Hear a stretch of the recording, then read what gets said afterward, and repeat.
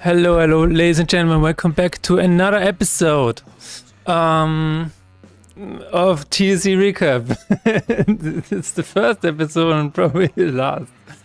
I have been to TDC, I've been to San Francisco, and today I just wanted to, sit down with you guys and go through all of the photos that I've taken. I've taken about 600,000 photos. Hello, Renderpunk. 600,000. So it's gonna take a while until we have gone through all of them, okay? And every photo I'm gonna, I don't know, maybe tell a little story, or maybe I will just skip a bunch. I'm not really sure. I took a lot of photos from the talks as well. I don't know if I'm gonna explain the talks or not.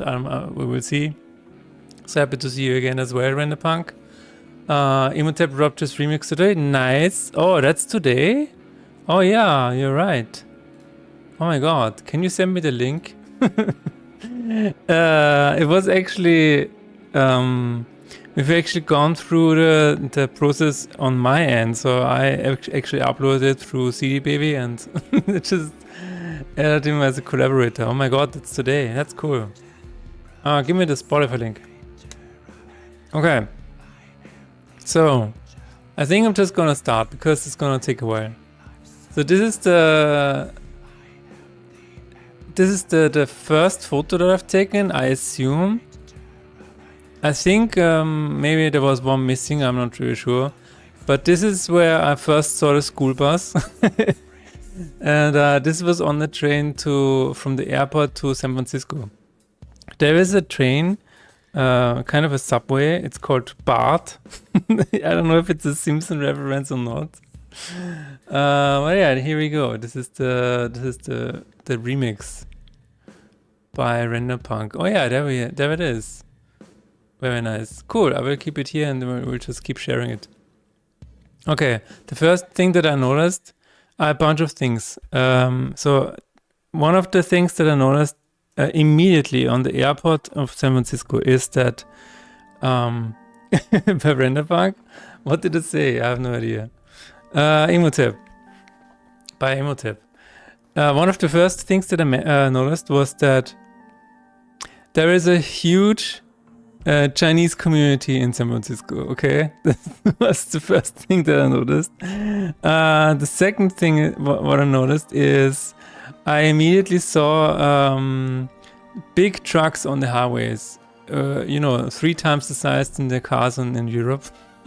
So yeah, these were the first 2 things. But anyway, the first time I actually got to the surface was here. And this is the first thing that I saw in San Francisco. Big hello to you, Taskpan. How is it going? I'm just going to go through all of the photos today and tell a few stories here and then. We will see. It's gonna take a while, so strap in. Buckle up. This was the first thing that I saw, and I immediately was blown away by the size of the buildings. I don't know. We have big buildings as well here in Vienna. I recognized this yesterday because when I arrived in Vienna again, the first thing that you see in Vienna on the train station is big buildings. So we have them here as well. It's not that they are not big here, but not in this, in this amount. How is it going, Task? How is everybody doing? I first also saw the statue. I think we also saw the statue on the stream that I did. But yeah, I mean, huge cars, huge streets, everything is big. I don't have anything to say about probably all of the photos, but for example here, I just like how this one looks. Everything was just interesting. Like the first time you arrived there, everything is interesting. It's so weird. So, oh yeah, who is that? This was the elevator. Okay, so we have to talk about this elevator. Hello, Pro Convolution. How is it going? Lala, as usual. Oh, okay. Varek, hello. How is it going? Is the YouTube chat here already? No? Okay. But yeah, we have to talk about this elevator because in the hotel that I was, I think this hotel was from the 1800s or whatever. It was an old building. I don't know how old this elevator was, but you have to listen to this. Do you hear this?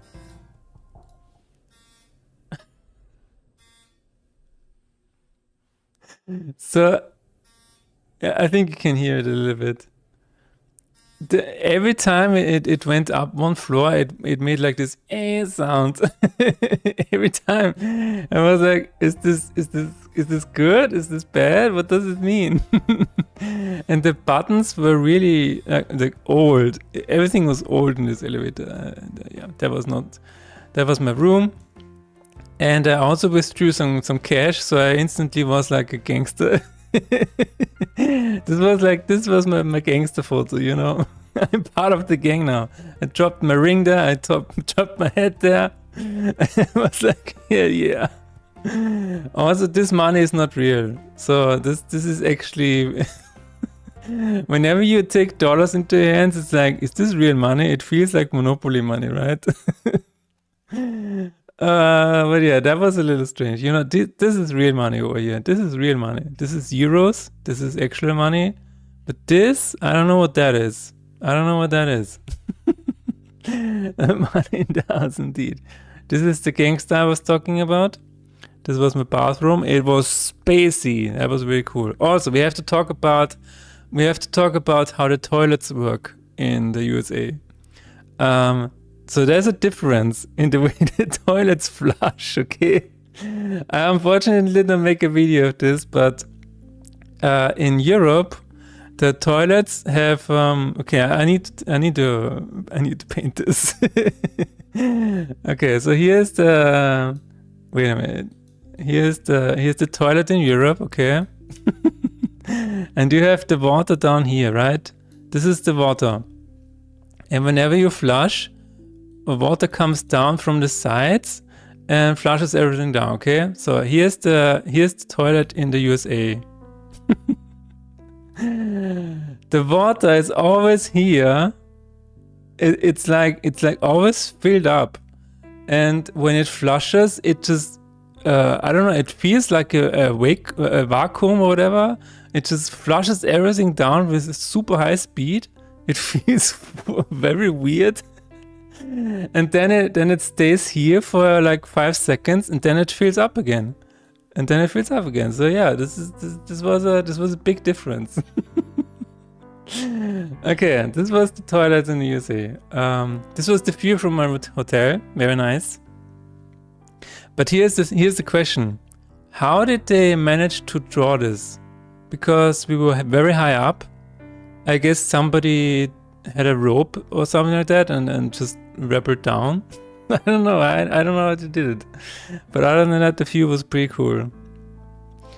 This was my first walk after the hotel.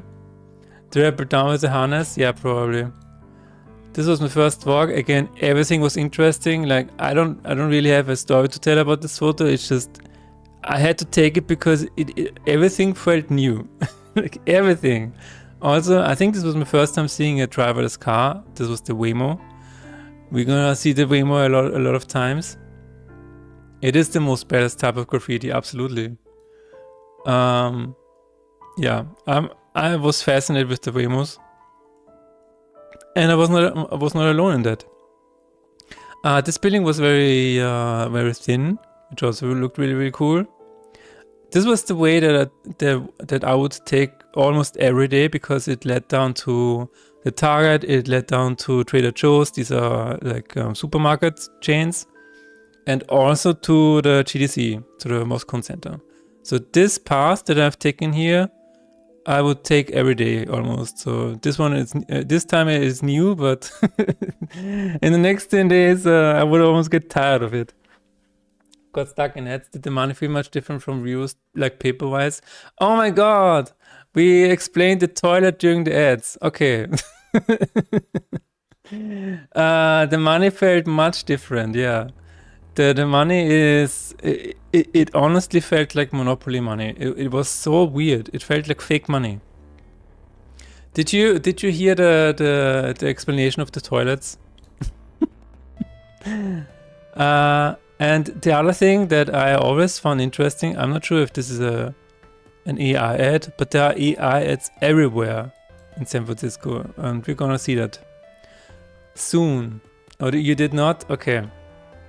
Okay, so this is the normal Europe toilet here. And the water is always down here, right?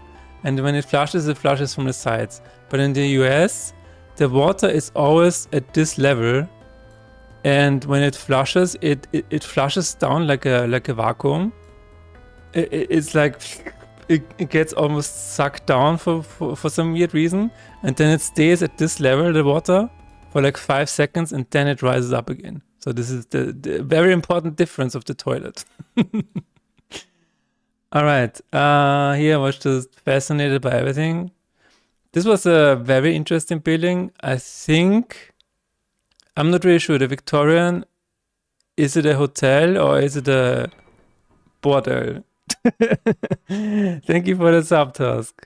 I'm not really sure because it felt a little weird, you know? It felt a little strange. Could have been just a regular hotel, but there's something going on here. There's something going on here. It felt like, I have no idea. Well, thanks for gifting a sub, Renderpunk. This was my... So you don't have ads task. Just say thank you. Don't ask why. Just say thank you. You gotta you gotta work on that. This was my first time in the Target. The Target actually has a target, you know, on the bags. Very cool. The Targets are interesting in the fact that everything is behind closed doors, closed windows, or whatever. So I feel like I've heard that there was a huge problem with theft going on in these stores, so they had to put a lot of things behind locked glass doors and stuff like that. And you see this everywhere. You see this in Target. You see this in I think also not in Trader Joe's, I believe, but in there was another one that I went to. Walgreens. Yeah, in Walgreens. Whenever you wanted something, there was an extra button that you had to press, and then it said, customer assistance needed in the shaving department. I'm like, shh, don't say it so loud. Don't say why I'm here. But yeah, that was really funny. But apparently, stealing stuff is a huge problem. And I think while I was at the Walgreens, someone actually stole something. That was, but yeah, I think we get to that later. It's nothing to mention it. I'm in love with Rotten Valley, so this is my way of expressing my gratitude. Cool. This was near the Yerba Buena. Yerba Buena is actually a park here that is right behind the Moscone Center, so right at around GTC. What is that? I don't know what that is, but this is a path that I will take a lot of the times. This is a very interesting building. I still have no idea what it is. I think I looked it up and forgot. But it is right across my favorite salad bar, which I didn't know at this point yet. At this point, I just had eyes for this building and didn't see the restaurants on the other side yet, which is very interesting in if I see that now. The building is falling indeed, yeah. I'm not sure, maybe there's a museum or something like that, I'm not really sure. So this is also a path that I would regularly take, because I think you can see the entrance to the Chinatown over here. So this is actually a path that I always took back to the hotel, because my hotel was right next to Chinatown. And this is just regular being fascinated by everything. That is my hotel. Yeah, there it is. The Orchard Garden Hotel. With the fire escape to over here. I didn't have a fire escape, I just realized. So if my building burned down, that would be it. Of course, we have the Austrian flag here. We have the German flag here. I still don't know what this flag is. Which is one of the reasons why I took this hotel. I don't know why there's an Austrian and German flag here. Because the hotel owner is Chinese. So I don't know. And the Singaporean flag, nice. Did you look it up? If the inside fits the outside, then it's a heck of a challenge to work there. If the inside fits the outside, oh yeah, absolutely. You mean this one? your desk is like this, and you're like, oh yeah, I'm having a good time. I'm writing code.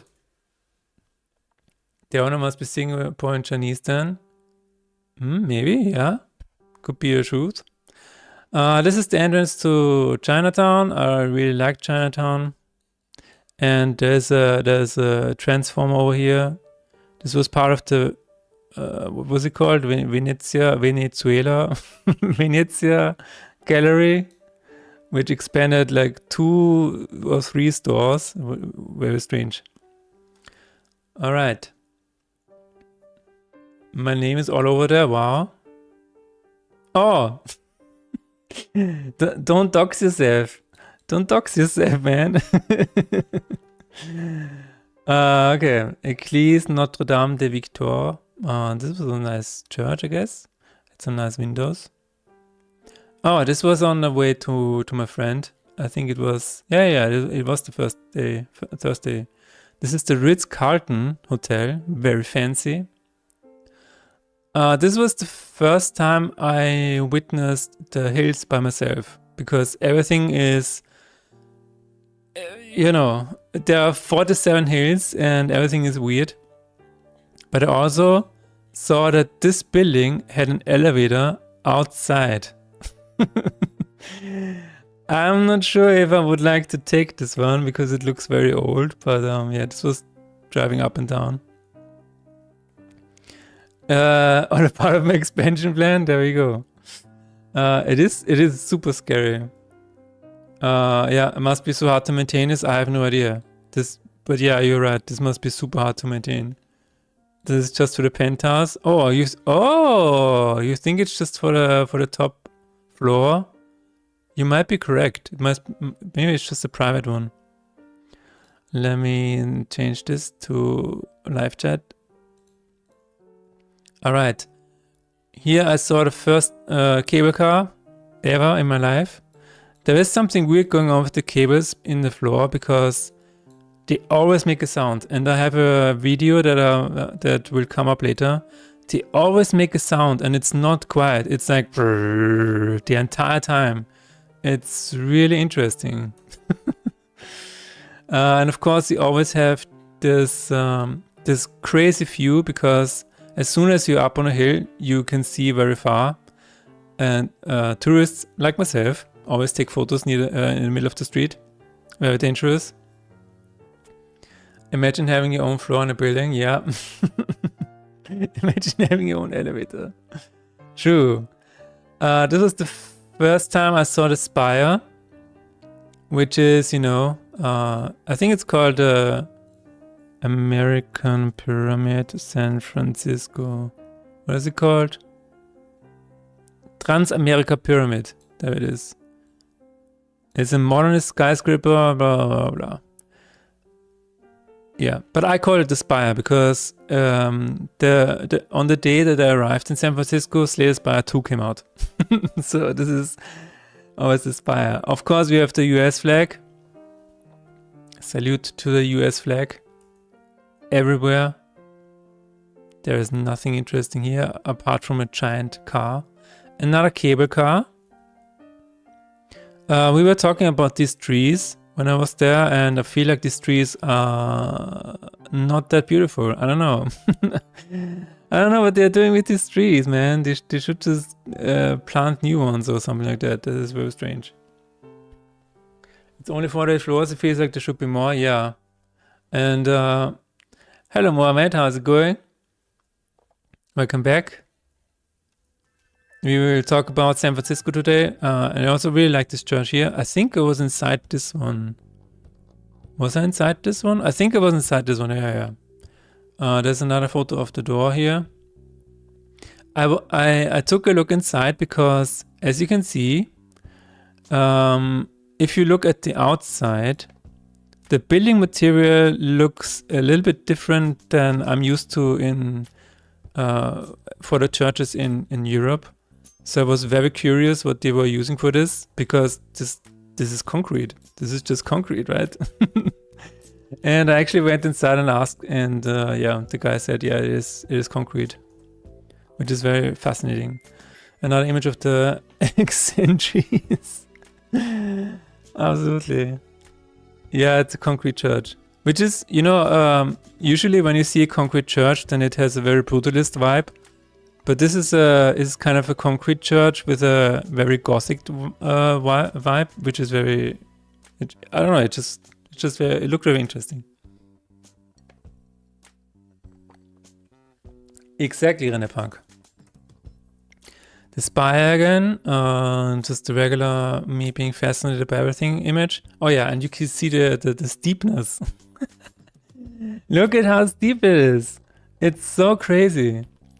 Here's a fun thing that you can do there. You can just tilt the camera on to level out with the street, and then everything looks weird.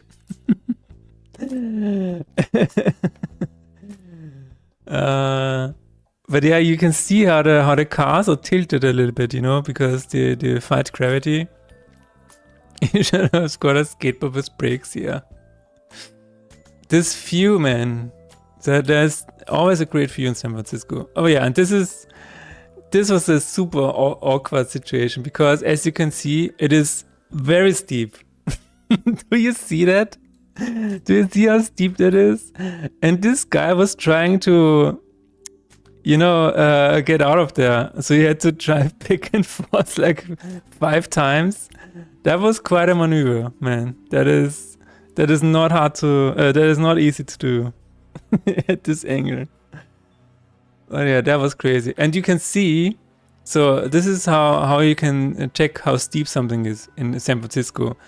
If they have stairs, then even the people in San Francisco have given up. So if you see stairs here, then you know that it is very steep. Another crazy view. Oh yeah, we were at the Kuwait Tower. Is this the Kuwait Tower? No, maybe, no, not yet. This is just a park. Oh, there it is. This is the Kuwait Tower. Kuwait Tower. There it is. Spent like this. And so we were in a small park, but we would actually go there as well. So this was my first day in San Francisco.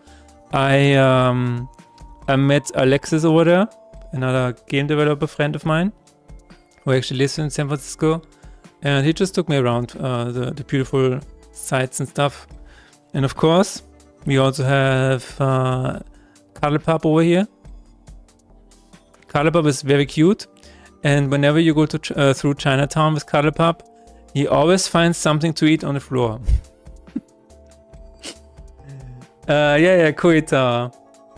It probably is the same concrete, to be honest, yeah. I bet if you drive sideways there, you think you're gonna flip over. Absolutely, I think so as well. So this is the first park that I've seen in this scale, at least. Is it the George Washington Park? I don't know. Might be. Memento for the Historical Society from HDC. I don't know what that is. Anyway. Then we went up to the Kuwait Tower. Again, super steep, but the view is nice. The view is very nice. We have the American flag here, which I thought was a beautiful shot among the trees. You know, you gotta salute the American flag when you're over there, because you wanna get home. Just a beautiful sunset. Very nice, very nice. Some beautiful paintings on the wall over here with a pianist and some other musicians. Very cool. I think it might not have been on this corner, but somewhere alongside here, maybe this, here or here, there was always a live band playing outside, which was so cool. Do I have a video of that? No, I don't think so. It is a gorgeous city, I would say so. But I don't know. It is a bit too much, to be honest. So here's the thing about San Francisco, right? Everything is 3 times as big. So me as a European, I would like to go everywhere. I would like to be able to walk everywhere, and this is not possible. And public transport is not good. Public transport. So you have one subway that goes from. So if this is, let me see. If this is San Francisco, right, and then you have a subway going like this. Here down here is the airport where you can fly back home. But so this is the only subway, and the problem is if you want to get here, right? Because you can exit here, but then you have to take maybe a bus or maybe a tram or whatever, or you can walk on foot. But this takes at least an hour. Like the distances in San Francisco are so huge. For example, here's my hotel, right? Or something like that. And I tried to walk over there because I wanted to have a different breakfast because breakfast in my hotel sucked.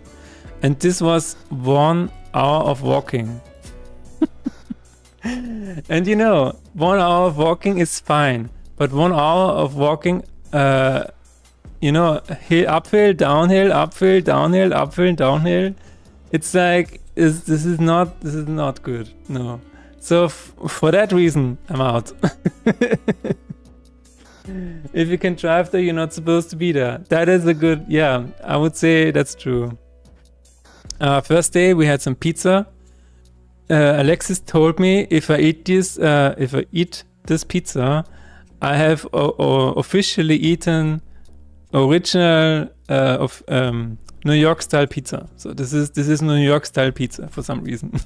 I don't know why, but I have officially eaten New York style pizza. There were a lot of dogs actually, and we have eaten this pizza in a park, which was really nice. It was a nice breeze and stuff like that. And here's another thing why San Francisco is weird. The weather is always the same. It's always the same. I don't. It's so weird. Here's Carlebub again. I just had to take a photo of this because it looks interesting. The floor here looks very interesting. I don't know. It was very you could make a Half-Life map out of this. This was part of the Chinatown, which I found was very cool. You have some nice murals over here. You have some nice murals over here. Very cool. These people have it so good with the weather. Yeah, but here's another thing. I'm kind of used to the weather having changing every now and then, and I was actually feeling really strange after 10 or 11 days in San Francisco because every time the weather is exactly the same. It almost felt a little bit like I was in Groundhog Day. I don't know why, but it just felt a little strange to me after a while. Maybe I was just homesick, I don't know. So here I was back in Chinatown again, yeah. This is Chinatown at night. Very cool. There's so much to see. Like, we have actually seen this mural on stream, but here it was obstructed by a car, so I didn't actually see it until the stream. Here's the cool church in Chinatown, which I found really, really cool, especially against the large building in the background. Another cable car with a selfie tourist. And yeah, this is the photo that I really liked. There's the lantern here, there's the church here, and then a big giant building in the background. I think this is a very cool shot. Nice.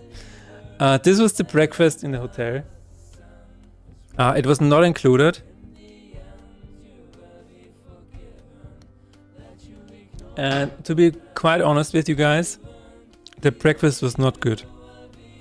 I tried the steel cut oatmeal, I tried the avocado toast, I tried the sliced seasonal fresh fruit. Those were actually good because they were fresh fruit.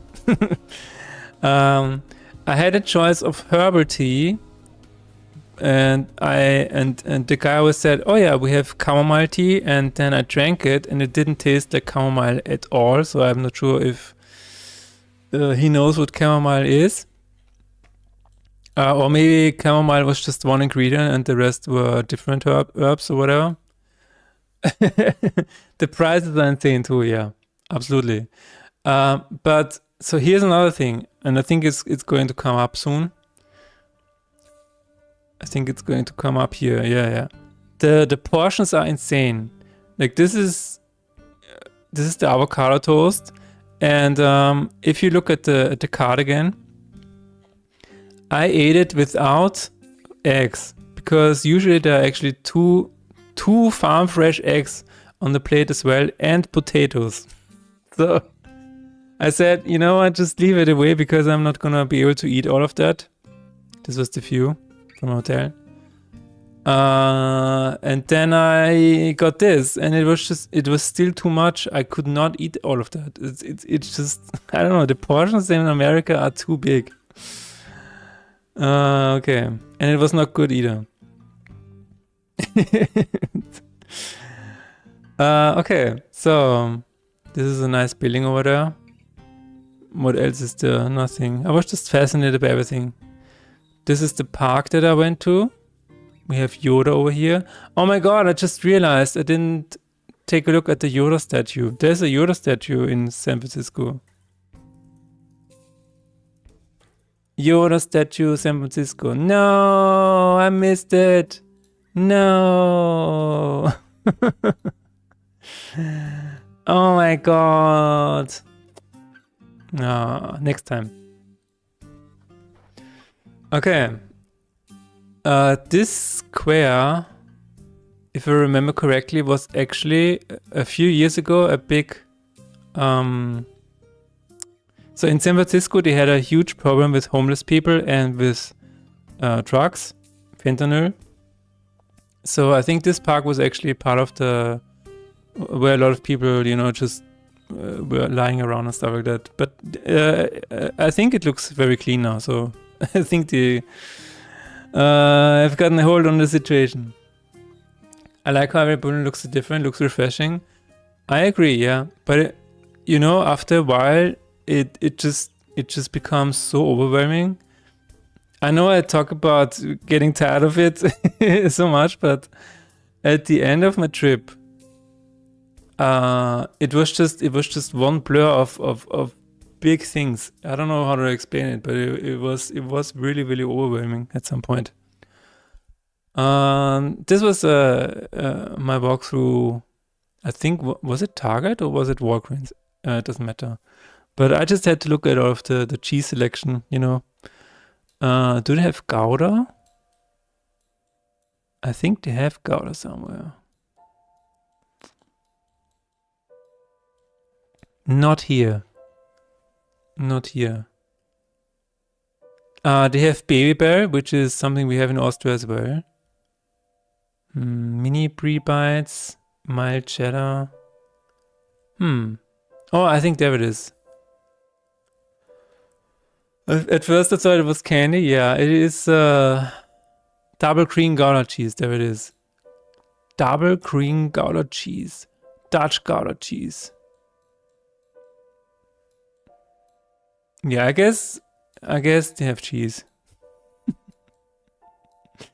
Unexpected cheddar cheese.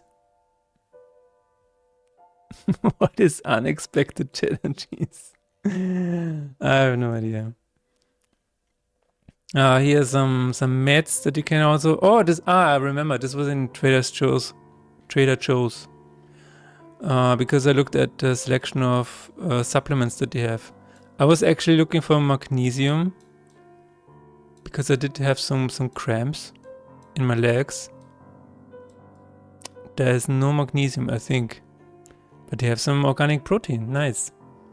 Everything but bagel cheddar cheese, yeah. This was a nice building. I have no idea what it is.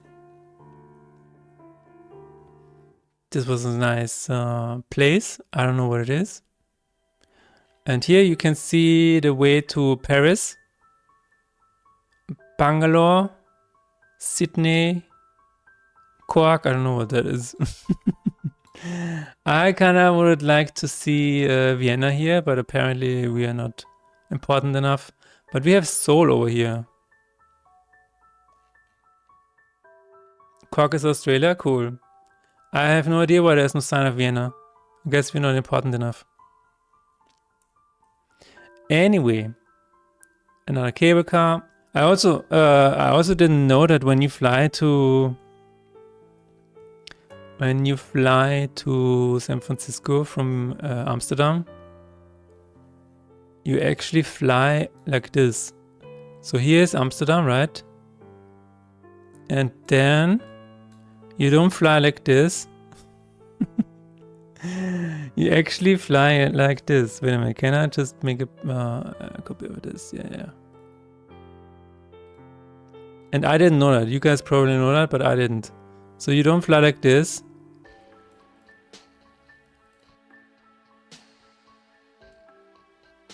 You don't fly like this. You actually fly like this. Something like that. But I thought it was really interesting. I thought it was over the sea much longer, but apparently, we are actually over here. Yeah, something like that. But it was just so weird because when I flew back, it was sun, right? It was bright outside, and then it immediately around here it got dark outside because it was night, right? And then we landed, it was bright again. So that's how it works. Okay. Need to have emergent earphones just in case. Alrighty, there's nothing here. Super duper without the detour. I thought that was very American, so I had to take a picture of that. Herbert, yeah, interesting. Oh, this was really cute. Hello. This was very nice. A pop mart. I have no idea what that is. And magic plumbing. Magic plumbing. I guess it's if you're Harry Potter or whatever, then you can call it magic plumbing. And here's one of the big ads for AI and stuff like that. A new kind of help from Google, which is interesting because you cannot see Gemini. I think it says Gemini in the lower right corner, but you can't actually see it. Yeah, it's very American indeed. But I really like these lanterns, man. These lanterns are nice. Oh yeah, and here we have ChatGPT ad. Then we have a Lambda ad, and I think this is ECH2. I don't know what that is. But yeah, I think a ChatGPT ad is very interesting. Fire escape. This is a huge fire escape. That was a big one.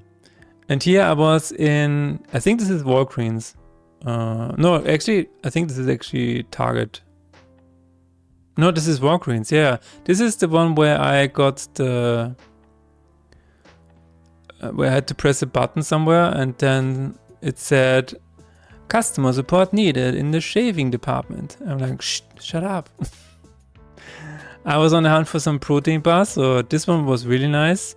This one was okay. This one was a 7 out of 10. But this was a 9 out of 10. That was very good. Dead end. I talked about the signs before, but sometimes the signs don't have symbols at all. They just spell out what it is, which is really interesting.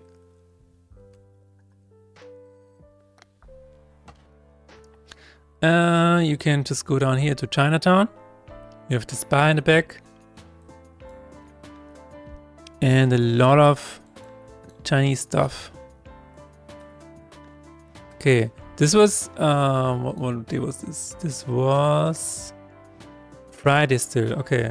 So it was Friday, Saturday, Sunday, and Monday GDC would start, so we still have a long time until GDC. This was just a video in general, I think. Oh, you can hear the sirens. That's why I recorded this.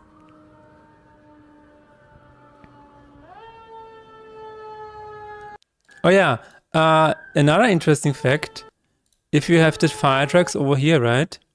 there's always a guy sitting at the back as well, which I found very interesting because and my friend told me this. The guy in the back also has a steering wheel, and he controls the tires on the back of the car. So if they're taking a corner, he actually has to help with the steering so they can actually take the corner, which is fascinating. This was Friday when we tried to stream on the Golden Gate Bridge, which turned out to be a hot mess. But this was after we decided to interrupt the stream and just take another Waymo. This was so weird because I was still streaming. When I was still streaming, like 10 minutes ago, on the way up here to this hill, there was somebody, I don't know, there was somebody talking over a radio or whatever to maybe us. And, you know, I was here holding my mobile phone, and I had a battery attached to the back of it. I had another battery in my backpack, and I had a modem here. So I had 2 5G signals and 2 batteries, right? And for some reason, we were walking through the bushes, and out of the bushes, we heard a voice talking. And the voice said, you guys have to turn down the power banks or whatever, or something like that. It was so weird because we didn't see anyone, and it was a radio voice, and it was like, what? And Alex and I, we looked at each other and we were like, did you hear this as well? Is somebody talking to us? I don't know if. So here's the thing. Maybe you cannot really stream here or have a good signal here because of the bridge. I don't know, because there's some kind of signal needed for the bridge. I have no idea. That was really, really strange. And we didn't have a good signal at all. So maybe there's a signal jammer here or something like that. I don't know. That was very strange. But yeah, we stopped the stream and we actually then streamed later on again in the city. That's just me in front of the Golden Gate Bridge. That's Colourpop. Colourpop again. Colourpop gets really, really restless when he is not moving. For some reason. And then we took the Waymo back into the city. I actually had a video recorded here. As it is self-driving. Wow, very cool. I talked about this before on stream, but if you haven't heard this, you actually get used to this very, very quickly, which is really, it's just very fascinating. And I have no plausible explanation for this. Me neither. Maybe it was just a coincidence that we heard this voice. But the thing about this is that on one day, we had actually taken a Waymo to a different location, and then we took an Uber back. And the Uber driver was really reckless. So in a weird way, I almost felt safer in the Waymo before than in the Uber. which was definitely a new sensation. Self-driving means some poor guy in the Philippines drives it remotely. Yeah, maybe, I don't know. Weren't you afraid the AI could go Rambo? No, not really. There was only like one scene where the Waymo was. We were on a crossroads. So this was the crossroad, and this was us. This was our Waymo, and here was another guy trying to go this way, right? And our Waymo moved like this, so we were standing like this, okay? And this was a pedestrian cross. And our Waymo waited for this guy to move. So here's the problem. As soon as this guy was gone, he's gone, the lights turned red. So now we have a red light. And our Waymo was like, oh shit, now I cannot keep going. So Waymo was standing like this and did not move anymore. And we were like, people were going past us in this direction, people were going past us in this direction. That was really awkward. I think a human would have at least, backpedaled a little bit. But yeah, that was the only situation where that was a little bit weird. And there was another one where there was another cross section that was really long, and there was one lane that was for people who wanted to go right, okay? And the problem was that this was a lane that you could not get into anymore because there was a line on the ground, okay? So you had to go here or keep straight. So we were in a Waymo again, and our Waymo was here, but we needed to go right. That was also a little awkward because people here, the cars here, did not let us in. So at some point, the Waymo was standing like this, and nobody let us in. Somebody was even honking at us. That was also really awkward. And the Waymo was like, nope, I will not move. And they were also not letting us in. And then the Waymo said, okay, fuck this, and just accelerated back to this point and tried again here. That was really interesting. He was like, and then finally somebody let us in after like 2 tries again. That was really, really interesting. Yeah, that was okay. These 2 situations were very, very cool. I guess the Waymo is always within the limits. Most of the time, yes. So yeah, apart from these 2 moments, yeah. This was after the stream. In the stream, we actually looked at the what's it called? The seals. So if you haven't seen the stream, let me find it, because I think this was one of the. This was okay. There were no interruptions in terms of the signal. Maybe 1 or 2 interruptions, but other than that, it was fine. Live, and then we have exploring San Francisco with Color Pop. I guess this was okay. I mean, it won't speed, so it's probably always a gentle ride. Yeah. It felt very, very safe. Absolutely. So this was on this day. Like a brutalist. We took this. Took a look at this fountain, which is very brutalist. And yeah, just took a stroll. I don't know if you want to check this out. There it is. Okay, and then we also saw this van.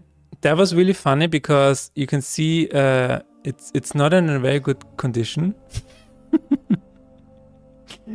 And on this side there were 2 women, and they were shouting at him, and they were like, "I really like your van." And the guy inside was like, that was really strange. Okay, and in terms of public transportation, they have subways, right? The BART system, and then they also have trams. And the trams, I don't know. They are just really, really old. Upgrade your public transport, San Francisco, please. It's a transformer. It might. Oh yeah, maybe it was a transformer. You're right. Maybe it was a transformer. I also saw these symbols everywhere. I don't know what they mean. These plaques. I don't know. I guess people can sponsor them. 1863. That's really old. Looks like a very old bus with the round corners. Yeah, absolutely. This was one of the cool views again. You see it goes down and then it goes up again, like in Inception. Head shop. I don't know why I took this photo, but I guess everything is interesting. This was a self-driving car, but I'm not sure if it was Waymo or Amazon. Oh yeah, it says Waymo. There's another one that is actually from Amazon. It looks kind of similar. There's a nice car, vroom. I don't know what kind of car, but maybe you guys know. We have some police cars over here. Very American. And a U-Haul truck, yes. This was a post thing we deliver for you. Nice. This is the Broadway. They also have these shapes over here, and I think they are for bicycles. I don't know how to use them, but maybe it's just to chain them to the thing over here. And yeah, they also have buses. The buses look alright. Relatively new, I guess. Corvette C-Type, I guess. Okay. I'm not sure where this was going, but the tunnel was very interesting. This is the fire department. Very cool. I mean, the fire department cars look very old. I feel like they looked like this for the past 20 years or whatever. Right? I have no idea.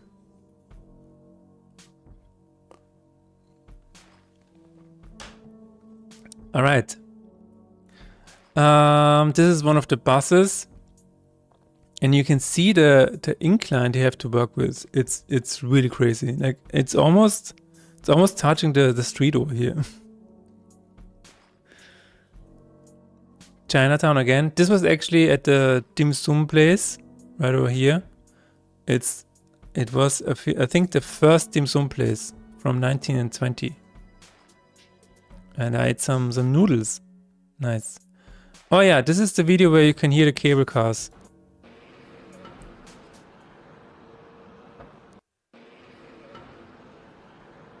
So the cables in the street, they keep making this noise.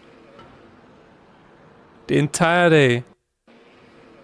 And so my friend told me that people living close to these cables have actually tried to file a complaint, but there's nothing they can do. It's just part of the city. So here's another huge portion. That was the second thing that I tried in the hotel as for breakfast. It is the steel cut oatmeal, and the portion is just impossible to eat. It's just impossible to eat. The only thing that I ate was like this, this portion right here, like a third of it. And I ate the fruits and that was it. Like nobody can eat that. There's a picture of Yuki. It looks delicious. It wasn't that good, honestly. More photos that I found interesting. Here you can see, oh, this was just the incline. I just wanted to see what the cars are doing. You can see Chinatown over here. I thought that was really cool. I don't know what that is. Oh yeah, we had Happy Chinese New Year. This was a Lunar New Year event, right? And from my hotel, I could actually see the fireworks in the night. They were shooting fireworks all day. And here's a little walk through Chinatown. Do you see any hostile architecture in public? Like you cannot kind of sit on stuff, but definitely not lay down on it. So you keep homeless people away from it. Honestly, I didn't. There was nothing like that actually. All of the benches were just regular benches, and there was no anti-homeless stuff anywhere that I noticed, at least. I'm not sure.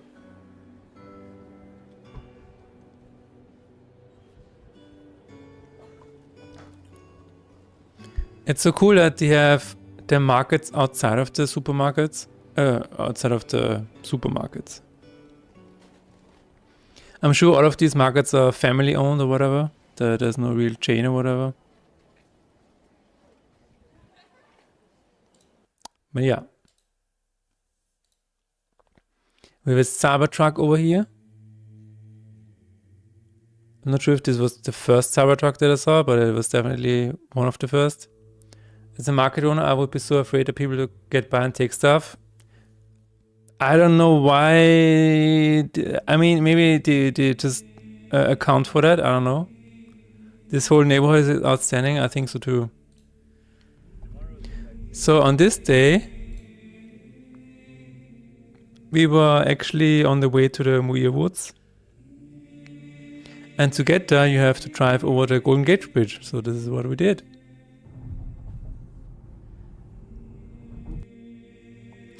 And you can see the hills over here on the left. This is where we were going. Because the Muir Woods, they are the oldest trees, or at least the tallest trees. I don't know if in the world, but definitely among the tallest trees in the world. That was really cool. And you can see we took a lift because Waymo actually doesn't go across the Golden Gate Bridge. It stops somewhere before. So Waymos do not go over the Golden Gate Bridge, and Waymos also don't go to the airport. Feel drowsy, exit and rest. I thought that was cool. Spencer Eve, whatever. Everything was cool. There were some planes over here. Outside of San Francisco was really interesting as well. $1,000 fine for littering. So if you throw away a can over here, then you you have to pay $1,000. Sure. Oh yeah, and this is the Muir Woods that I was talking about. This was the entrance. Muir Woods. National Monument. National Park Service Department of Interior. There we go. And here's a funny side story. I'm currently reading The Landscape Got Flat Pretty Quickly.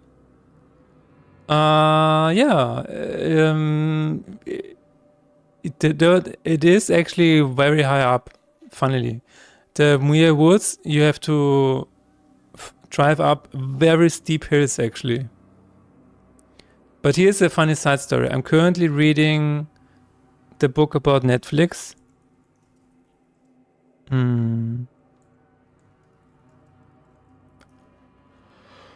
That will never work. The Birth of Netflix is what I'm currently reading. And they are talking about... What are they talking about? It was in the... When was it? In the 90s, right? And apparently one of the friends of some other investor or whatever of Netflix, they had a house here, somewhere near the Muir Woods. And they were using that house to record adult movies. So yeah, that was a funny side story from the book. But the woods themselves, they were really, really nice. Also, this is 909 before Christ. So you can see how old these trees are. Over 1,000 years old. I mean, 10,000, sorry. 10,000 years old.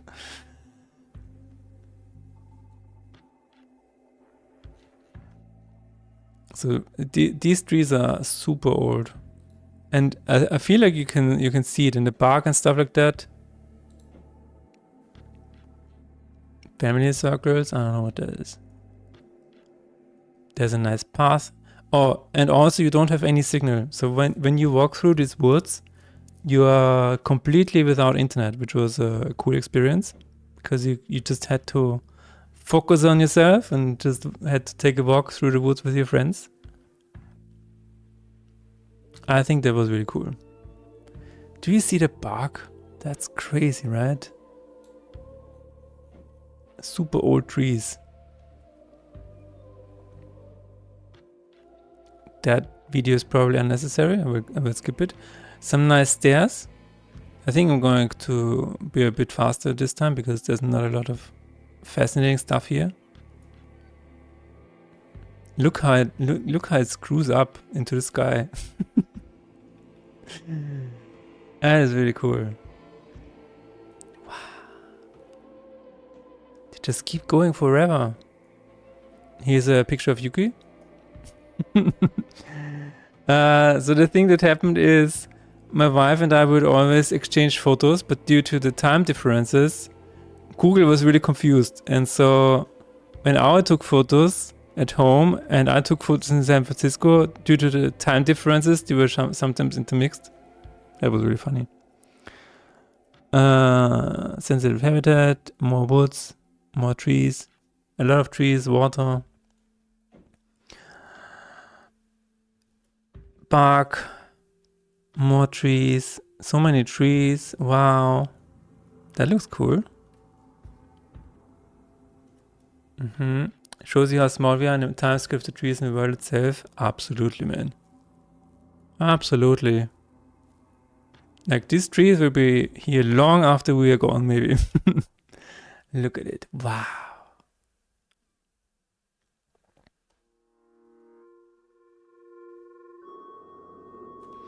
And yeah, once you're at the top, you have this view. That is really cool. That was a really, really cool reward because it was a very long walk. I think we were walking around 2 hours, and then you have this view. It was a very cool hike. Nice bridge. No hugging these trees, we are too small. Yeah. That looks also really cool. And then on the way back. Nice, nice car. This is a Waymo. I was so fascinated with Waymos. And there it is, a Cybertruck. Yay! Let's watch it again. Yay! Ah. It's a trash can on wheels. This was a nice small Chinese park, and for some reason it said Wombat on one of the pillars. Where was your steel wall? I have no idea. If only you could take a Sony camera, the picture here would be insane.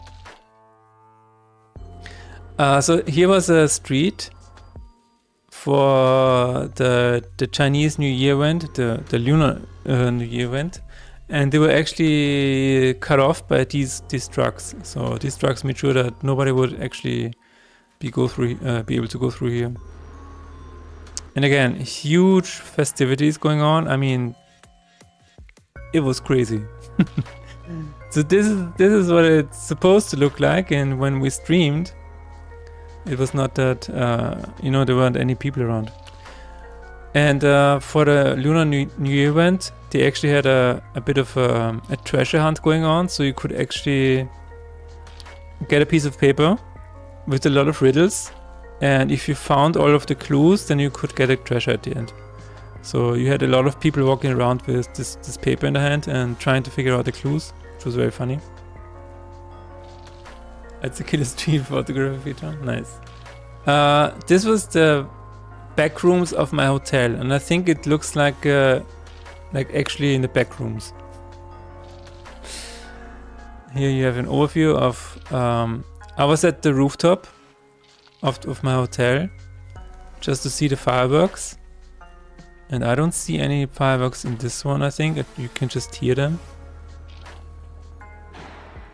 Yeah. And I was like, where are the fireworks? Where the hell are they? And in the next one I figured it out. I had to go more to the right and actually see the Chinatown street over down there. This is the entrance to Chinatown that you've seen before. And now you can see the fireworks. Yay! Yay! One more, please. There we go. But yeah, this was the entire 2 or 3 days, I think.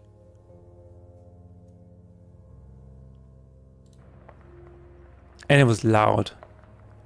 People were really, really celebrating and having a good time. But here's the thing, this was not the only event. A few days later, we had St. Patrick's Day. So at first, the Chinese people and maybe more Asian people were celebrating the New Year event. And then we had St. Patrick's Day. And there was a huge parade. So that was also cool. Okay, so here's another thing. In the hotel, there was a water station.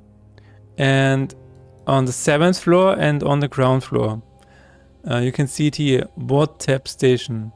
For some reason the R was, I don't know, had a line missing. But you had to go through here, and then you had to enter this small room over here. It says flow water foot pedal station.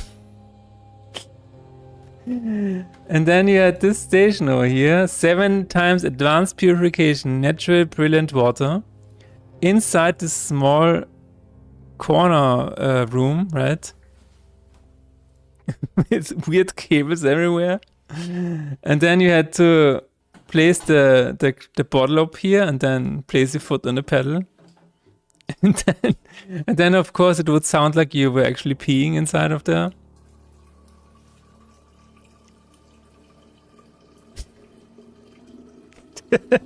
And yeah, you can see the pipes here.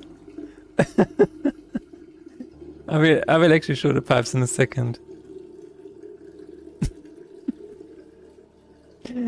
Just some weird pipes over here and weird pipes over there.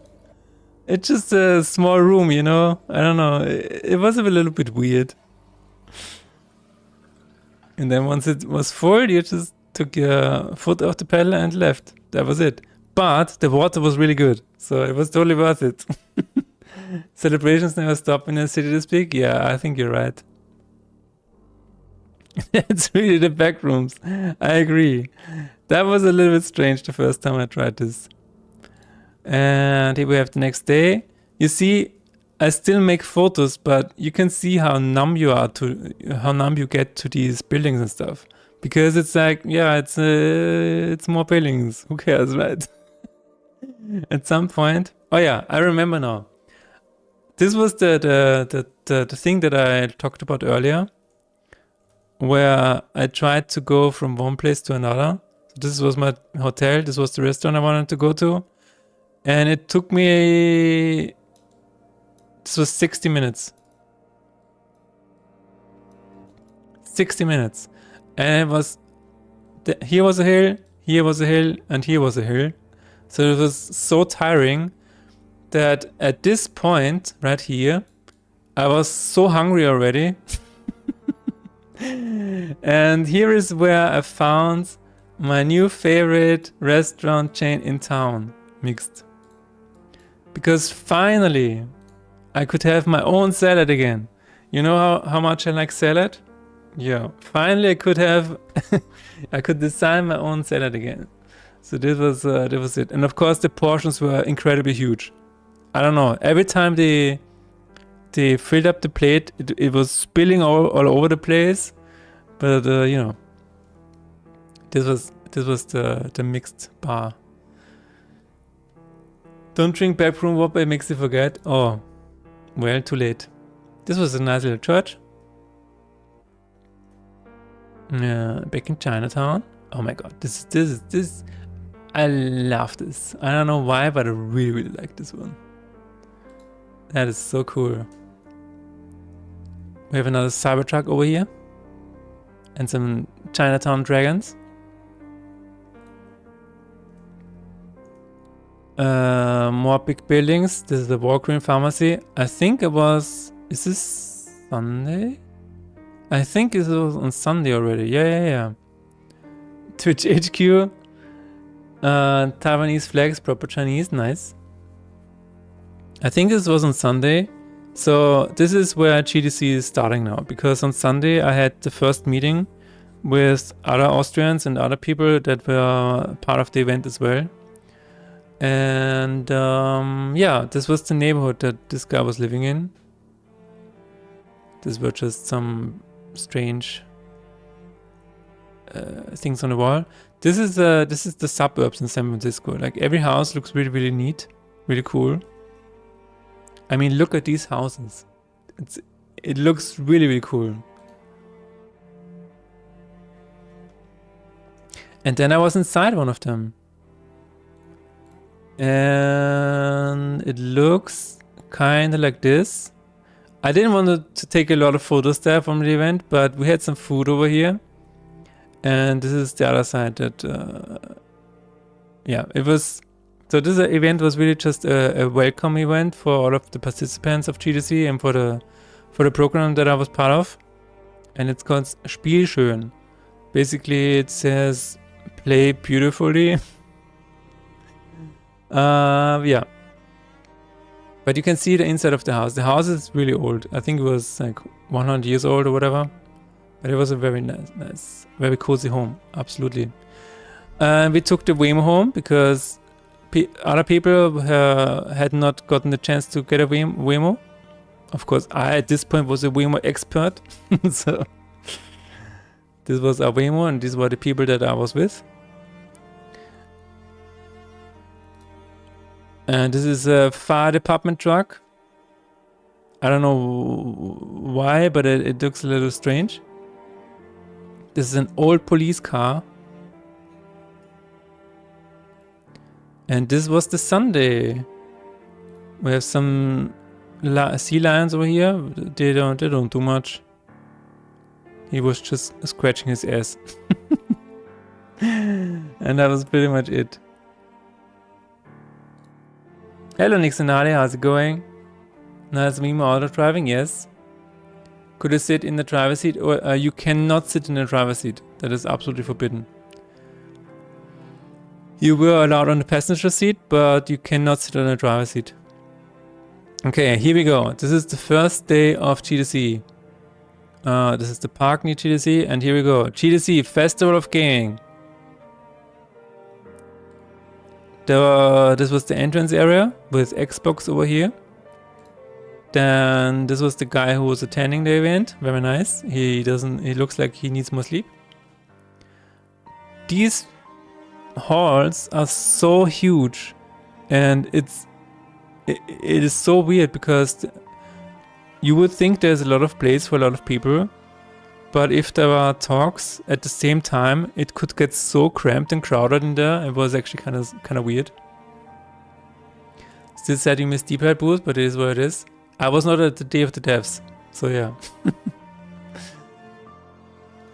Yeah, this is just random, yeah, random photos or whatever. GDC Encounter Speed Networking. This was the first talk that I saw, maybe. Oh, I don't even remember what that was. Nice. Then this is just a general one. I was able to find food over here on these food vendors. That was good. Okay, and here was the Google Cloud event. I told myself that I would watch the Google talk at least about AI because I wanted to know what they had in store in terms of gaming and stuff like that. And I think, yeah, this said, Google offers the only full stack solution for AI in games. It has agents, Vertex AI, I don't know what that is, GKE, GPU, and so it has Gemini, Gemma, Imagen, Veo, and Lyria. So it has everything that you need for making games. Basically, this entire talk was just an ad. It was just an ad, and it was not even new information. I thought they would show some examples, and apparently Star Citizen is using Gemini, AI, whatever, for making the game. I have no idea. Hello, IPO. Yeah, I'm back. Finally. We're currently talking about the GDC and stuff. Fancy Sparks in the middle, nice. In-game coaches and dynamic difficulty adjustment. This was one of the weird things that they suggested, where you have an in-game AI that tells you where you left off and tells you where to go and stuff like that. You have dynamic difficulty adjustment. And this is so weird because it just completely depends on the game, first of all. And dynamic difficulty adjustment, what does it even mean? What does dynamic difficulty adjustment even mean? You cannot just plop that into your game. You have to make sure that it works with your game, right? And then Do you even need AI for that? What does AI do for that? That was so weird. Yellow paint, but AI. Maybe that's it, yeah. Intelligent QA and log analyzer with Gemini. So this was probably one of the better examples where you had AI walking through your game, and then when it saw something that looked strange, like this graphical glitch over here, then it would automatically create a ticket for that and have some log analysis or whatever. So this was probably one of the better examples of how it could help you, because this can actually play your game and find bugs for you. So this could actually be, I can imagine this helping me, but adjusting the difficulty, that doesn't work. A general interface for real-time interaction. Oh yeah. So you can also make it like the game, Google DeepMind is playing the game for you. So if you give it access to your game, then you can just say into your microphone, and now enter the spaceship and fly away. And Google will just look for something that looks like a spaceship, and then it will try to enter it and fly away. So in the future, you will not even have to play your own games. You can just tell Gemini to do whatever they want, whatever you want to do. Say you need AI to do those things so you can sell it. Absolutely.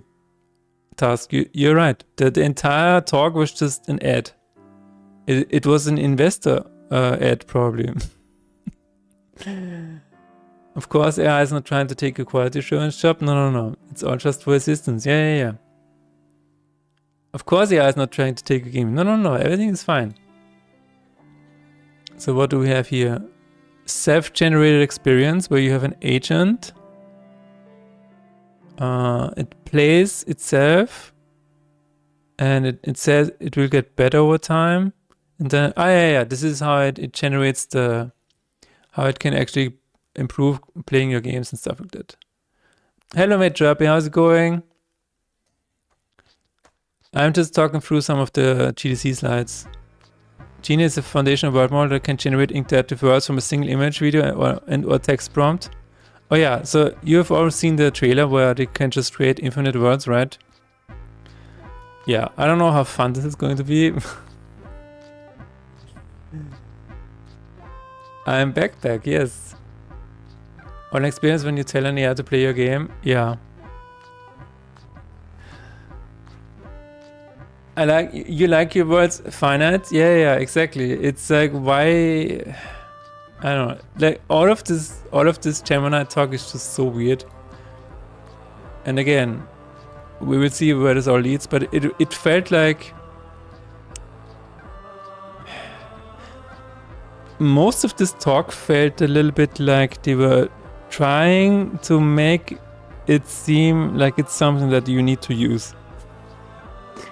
There wasn't really any, like 80% of it was just things that, I don't know, nobody really needs.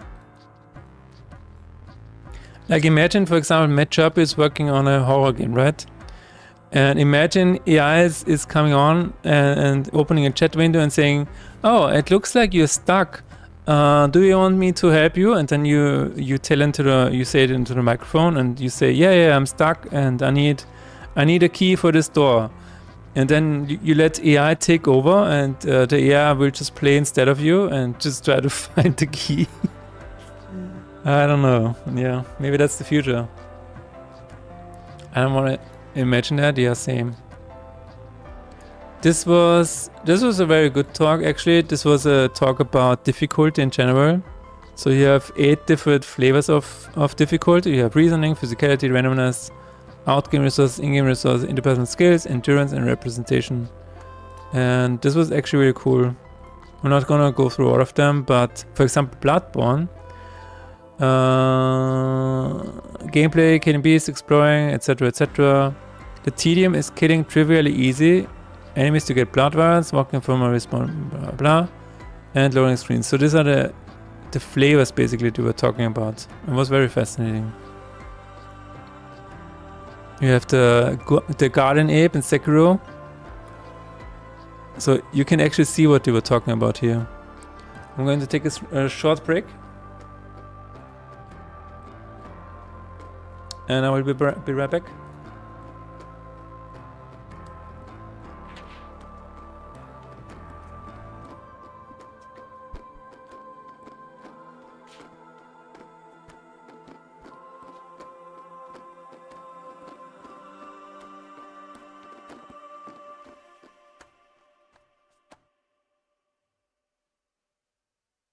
Oh no.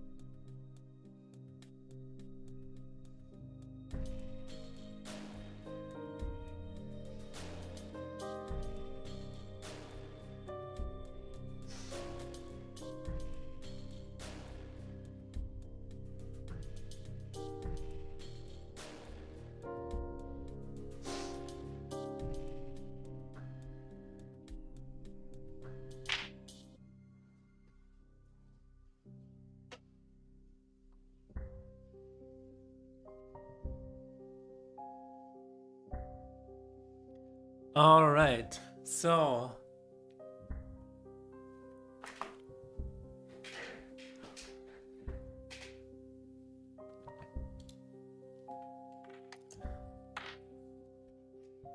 let's see. Can we tell anything from this? I'm officially back at 0 sheep points. Dead. Oh my god. Such pulling slides. It's not that bad, I mean. Test is fine. I've had people do it on my game, and if anything, it's just interesting data. True. No, I think some of the things that Google is doing with games can be very helpful for designing games or for helping test the game. I'm not sure, but in terms of helping the player, like be an assistance for games and stuff like that, I feel like something like that needs to be decided by the game designers themselves. I'm not really sure about it. It feels like, for example, if you have if you take Shroud of Gloom, for example, you can design a tip system that feels very coherent to the game, to the rest of the game. But if you have this game and then you have an AI overlay or whatever, and you ask the AI to help you with the game, it's just a bit immersion breaking, if that makes sense. And I'm not sure if I would like that, but maybe it's the future. I don't know. So I'm quickly going to go through the flavors here, because I think that flavors of difficulty are really interesting. So the first flavor is reasoning. It takes considerable time to learn the ape's full moveset. To beat the ape, your player needs to understand the game's negative status effects and how to alleviate them. So this is about learning. Then you have the physicality. The ape moves, dodges, and attacks quickly. Sekiro has very short windows during which he can attack. Then you have endurance. The fight requires the player to concentrate for about 6 or 8 minutes of frantic action. And randomness. It can make it difficult to guess the next moves. Alright. Time. In this case, there's a short distance between the boss fight and the nearest checkpoint. That's good. Etc. etc. So this talk was actually really interesting in terms of finding out why something is difficult, and how you can tweak the difficulty in your games. And I actually took some notes for this for Fate and Despair. That was one of the better ones. But I will be honest here, most of the talks, you can just watch them in the GDC Vault later on, so maybe your time is better spent, you know, just trying to talk to people instead of going to the talks, but yeah. I could envision an AI like better NPC companion which plays alongside the player for interactions in a single player game. So here's the thing. Google actually had a booth outside where they had this implemented. They have kind of an RPG where you can talk to NPCs, and the NPCs are connected to an AI. And it was so funny because people tried to break it all the time. So I was there and watching them, and one of them was asking the NPC, "Can you give me a hug?" You know, it was just a very straightforward question, right? And then the NPC said, "Since I am an AI agent, I cannot actually give you a hug." So I guess they need to work on that a little bit more. But I guess in the future it will work. I guess in the future it will be okay. But again, so this is about, okay, from the top. Making a game is about intent. I feel like if you really want to make a good game, then you have a vision of the intent of what you want the player to feel. And having AI talk through an NPC with an uncurated experience can be really jarring for the player, I think. So it is, I don't know, but I feel like if there's text in the game that is not coming directly from the people who made the game, then I'm not sure. I'm not sure if in the future, I guess in the future it's going to be possible to have the exact same flavor and the exact same atmosphere and vibes in general. But I just... So here's another thing. Do you want to read a short story written by an AI, or would you rather read a short story written by a human? I gravitate towards a text written by a human, because if I know that a text was just generated, then I immediately lose all interest in reading that. And I feel like it's the same if an NPC talks through with AI generated text. I immediately lose interest because there's no intent behind it. There was no human on the other side trying to communicate with me through text, because that's all a story is, right? A story is just a human on the other end trying to communicate with you through the written word, even if it's through a story or through what a character is saying. Usually when an author writes something, when a human writes something, there is something, an experience in the past or whatever, coming through that text. But if it's generated, there's nothing there. It's coming out of the void. So yeah, there are several reasons why I would never try to do that. I wouldn't trust an AI for hints in my game, mainly because hints need such perfect balance between being cryptic, obvious, and I would want to be in control of that myself. Absolutely. You want a tip system that doesn't give away too much. And again, you want a tip system that feels coherent to your world that you're creating. it cannot be like asking an AI for a tip and then the AI says, "Oh no, you're lost. That must feel so frustrating. But I'm here to help you." So, you know, you don't want that in your game. You want, I don't know. You want intent again. Intent is very important. It's the thing where the human on the other side matters. Absolutely. Another unrelated example is in the watch world and lots of other collector hobbies. Handmade things are generally more attractive than machine-made. Yeah. Absolutely. You can see that when you walk through the museum and then you see all of the old jewelry where you know that this was handcrafted. And usually, you know, the old rings and the old necklaces that you see in museums, they almost look a little crooked. Like they are not perfect, but you see the value because you know that a human crafted this, and it's so cool because when you buy other jewelry or whatever, maybe a human assembled it somewhere in a factory or whatever. That's okay, but if the individual parts are very industrialized nowadays, right? So you almost don't get the same feeling. Oh, this watch is assembled by one person in one factory? Yeah, that's worth a high price. It sounds weird, but it really is the case, yeah, absolutely. Yeah.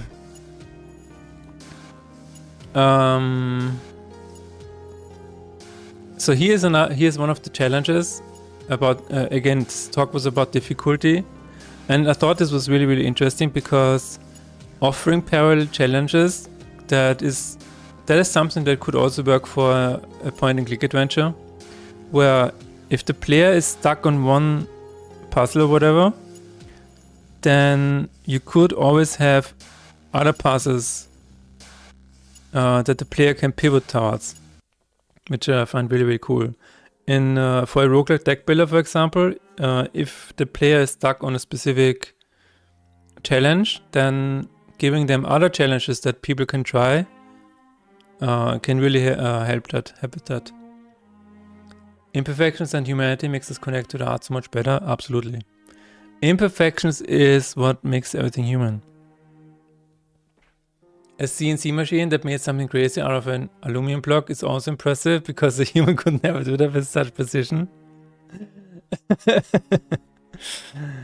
Sure. But if you see what was it called? I don't know what it was called, but there was I think it was in Stockholm in one of the museums where they had a really old, what was it? It contained the skull of a priest or something like that, and it was just so beautiful around because there were so many ornaments and so many details, and I don't know. This is just so impressive to me. You can feel the handcraftiness of the piece, and yeah, you can say that something generated by a machine is impressive. But for me personally, I really don't like 3D printed stuff for some reason. I don't know. It just feels, yeah, there it is. There it is. But it's, I'm not sure if this is true, but I really don't understand when people show me stuff and say, I 3D printed this myself. I'm like, you 3D printed this yourself? What does that mean? It's not like I go to my printer and I print out a comic and I'm like, I printed out this comic myself. What does that mean? It's not something that you can be proud of. Yeah. Anyway, vary your challenges. Never let the player get tired of one flavor challenge. Yeah. So I think this entire talk is really, really cool. But maybe we don't have to go through all of that. This is how reverse drift give momentum and direction. That was also really interesting. For example, if you beat this one, then you get an ability and then you know which one to tackle next and stuff like that. Reward all effort, not just victory. Yeah, so basically this is about meta progress. Foreshadow big challenges early, that was really cool. For example, if you show a big monster in the beginning, and then it's like, oh, I have to defeat this monster at some point. This is kind of like showing Sephiroth in Final Fantasy VII at the beginning, because you know at some point you gotta kill him. Make retrying easier than quitting. Yes, that is a big one. This is why I think Half-Quick was still fun to play, even though you would die a lot, but reloading was very quick, especially because you could quick save and quick load, so this was very important for Half-Quick. Yeah, and nobody wants to... This is what I hate about Hollow Knight, actually. I stopped playing Hollow Knight because at some point I was stuck on a boss fight that took me like 2 minutes to go back to. I was like, no, I'm not gonna continue playing that. Now restart from zero, that's also a really cool one. Give people a random bonus at the beginning, but I feel like this is almost only applicable for deck builders or roguelikes. That's not really a general game of advice. This is about giving a story to the game, leaderboards, a common enemies is interesting, etc, etc. Okay. This is just a general overview of the GDC, just general people. It was actually in several buildings. So this was, I think, the South Hall, and over here is the West Hall. It gives suffering meaning, it's so damn profound. It is. The thing about that is that if you give people a reason to play, even if it's just a simple rescue your cat, so you have to play through 30 levels to rescue your cat, that is an emotional investment and a reason to suffer. Runbacks, the bane of Hollow Knight bosses, yeah, absolutely. That is why I stopped playing that. Okay, the Indie Soapbox. The Indie Soapbox was a collection of lightning talks. Like all of these people had lightning talks. And I gotta be really honest, none of them were good. None of them were good. I kept waiting for a good... Maybe there was one that was a little bit better. But it just... None of those were good, no. One of them even... So, I think it was the guy in the middle here. He had a talk about being more playful again and making things for yourself again. The message is great, you know. Basically, it talks about how we tend to create only to get likes and create only to sell it or whatever. So we have to focus a little bit more on creating for ourselves again, which is a very cool message. But at some point he showed an example of what he did for himself only. When he had, and it was so awkward. He was sick, he had diarrhea, and during his diarrhea he had placed microphones around his toilet so he would record himself on his toilet, and then he would play the results to the audience right here as an example to just do things for fun for yourself. And I was like, I did not want to hear that.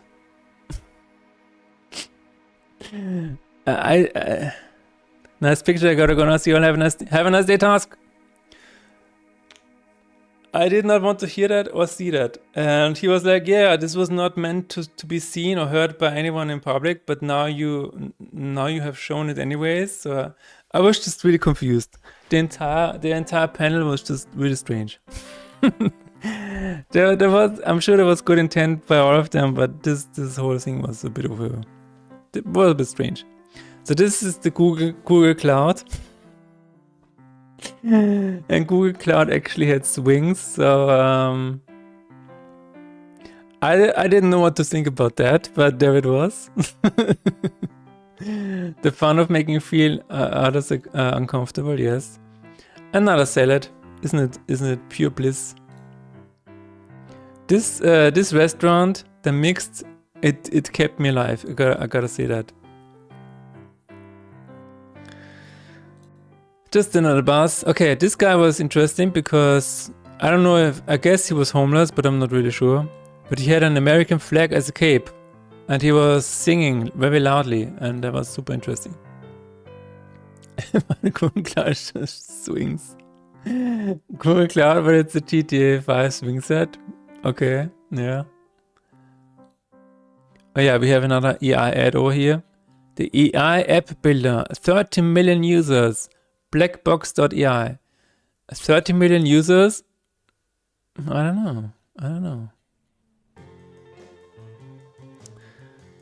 know. What else do we have? This was my protein water. That was actually very good. It was surprisingly good. That's a 4 out of 5. What did I say? Anyway.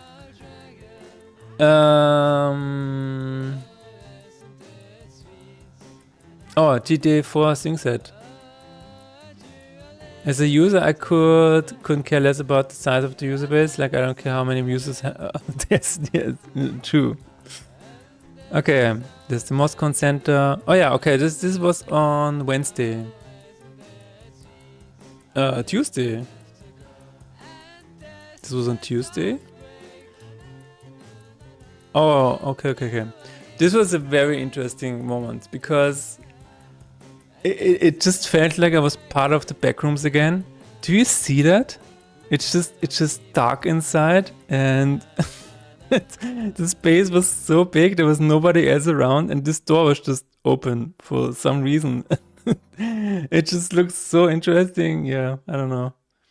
Okay, I definitely gotta make a backroom game at one point. This was about sparks and prototyping. Not that interesting.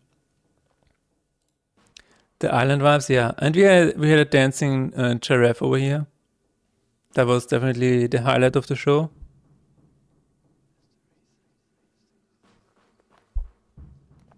I was visiting subliminal spaces, indeed, yeah.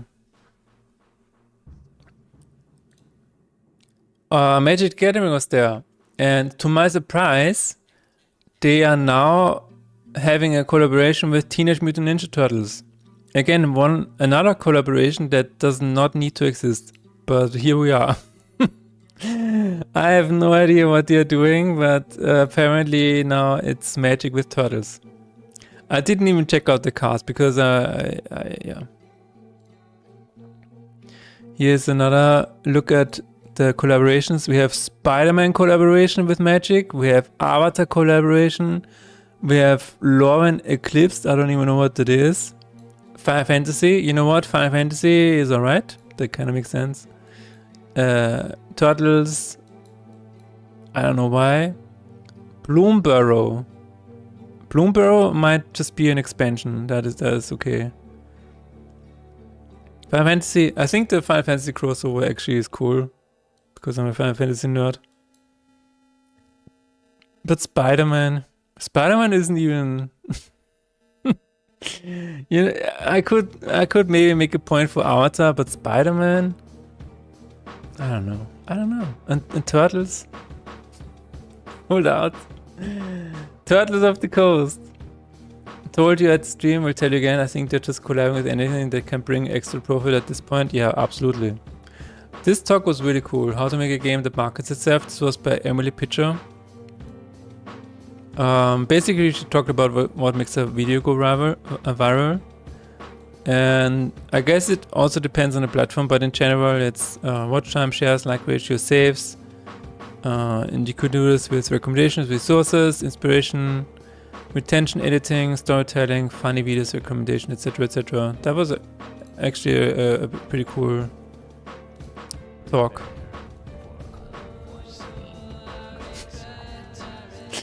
Unforeseen confidences, yes. that was me. This is the walk to GDC. I'm just gonna let this play a little bit. I know I did a stream, but yeah, just to get a general vibe. This street was really beautiful. I don't know what the point of the street is, but it had some really cool lighting and stuff like that. That was really nice.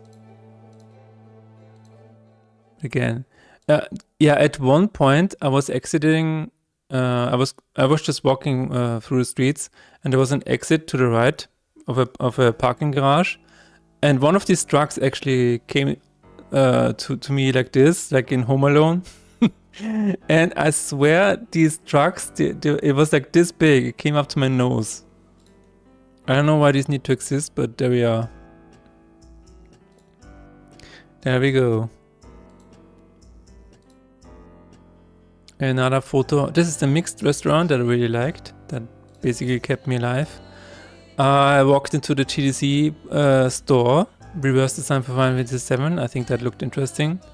An oral history of Final Fantasy VII. Maybe I will have to check that out at some point. And we have a lot of interesting cookbooks. We have a Pac-Man cookbook. We have Elder Scrolls cookbook. I think that one might make sense, but I don't know what Pac-Man is. We have a Horizon cookbook, World of Warcraft. We have Dragon Age cookbook. That one might make sense. God of War and Diablo. I'm not really sure about. But I guess you can make a cookbook out of anything nowadays. You have a Magic the Gathering cookbook. A Sonic the Hedgehog cookbook. And Final Fantasy XIV. Again, I would say Final Fantasy XIV makes kind of sense because they have a lot of food in the game. So I guess this makes sense. I don't know where magic comes into play here in Sonic. I don't know. That's very strange. So this was on Wednesday. GDC finally opened for everybody. And the funny thing about that is there was actually the mayor of San Francisco having a little of an introduction here. Our innovative ecosystem is the envy of the world. And so we are so thrilled to have you. We're thrilled to celebrate your 40th birthday. We want you to keep coming back. And my ask of all of you is if you've had a good time here, have you had a good time in San Francisco? Let's go. Let's go. If you had a good time, when you head home, tell everybody that they need to come visit San Francisco because we are a city on the rise.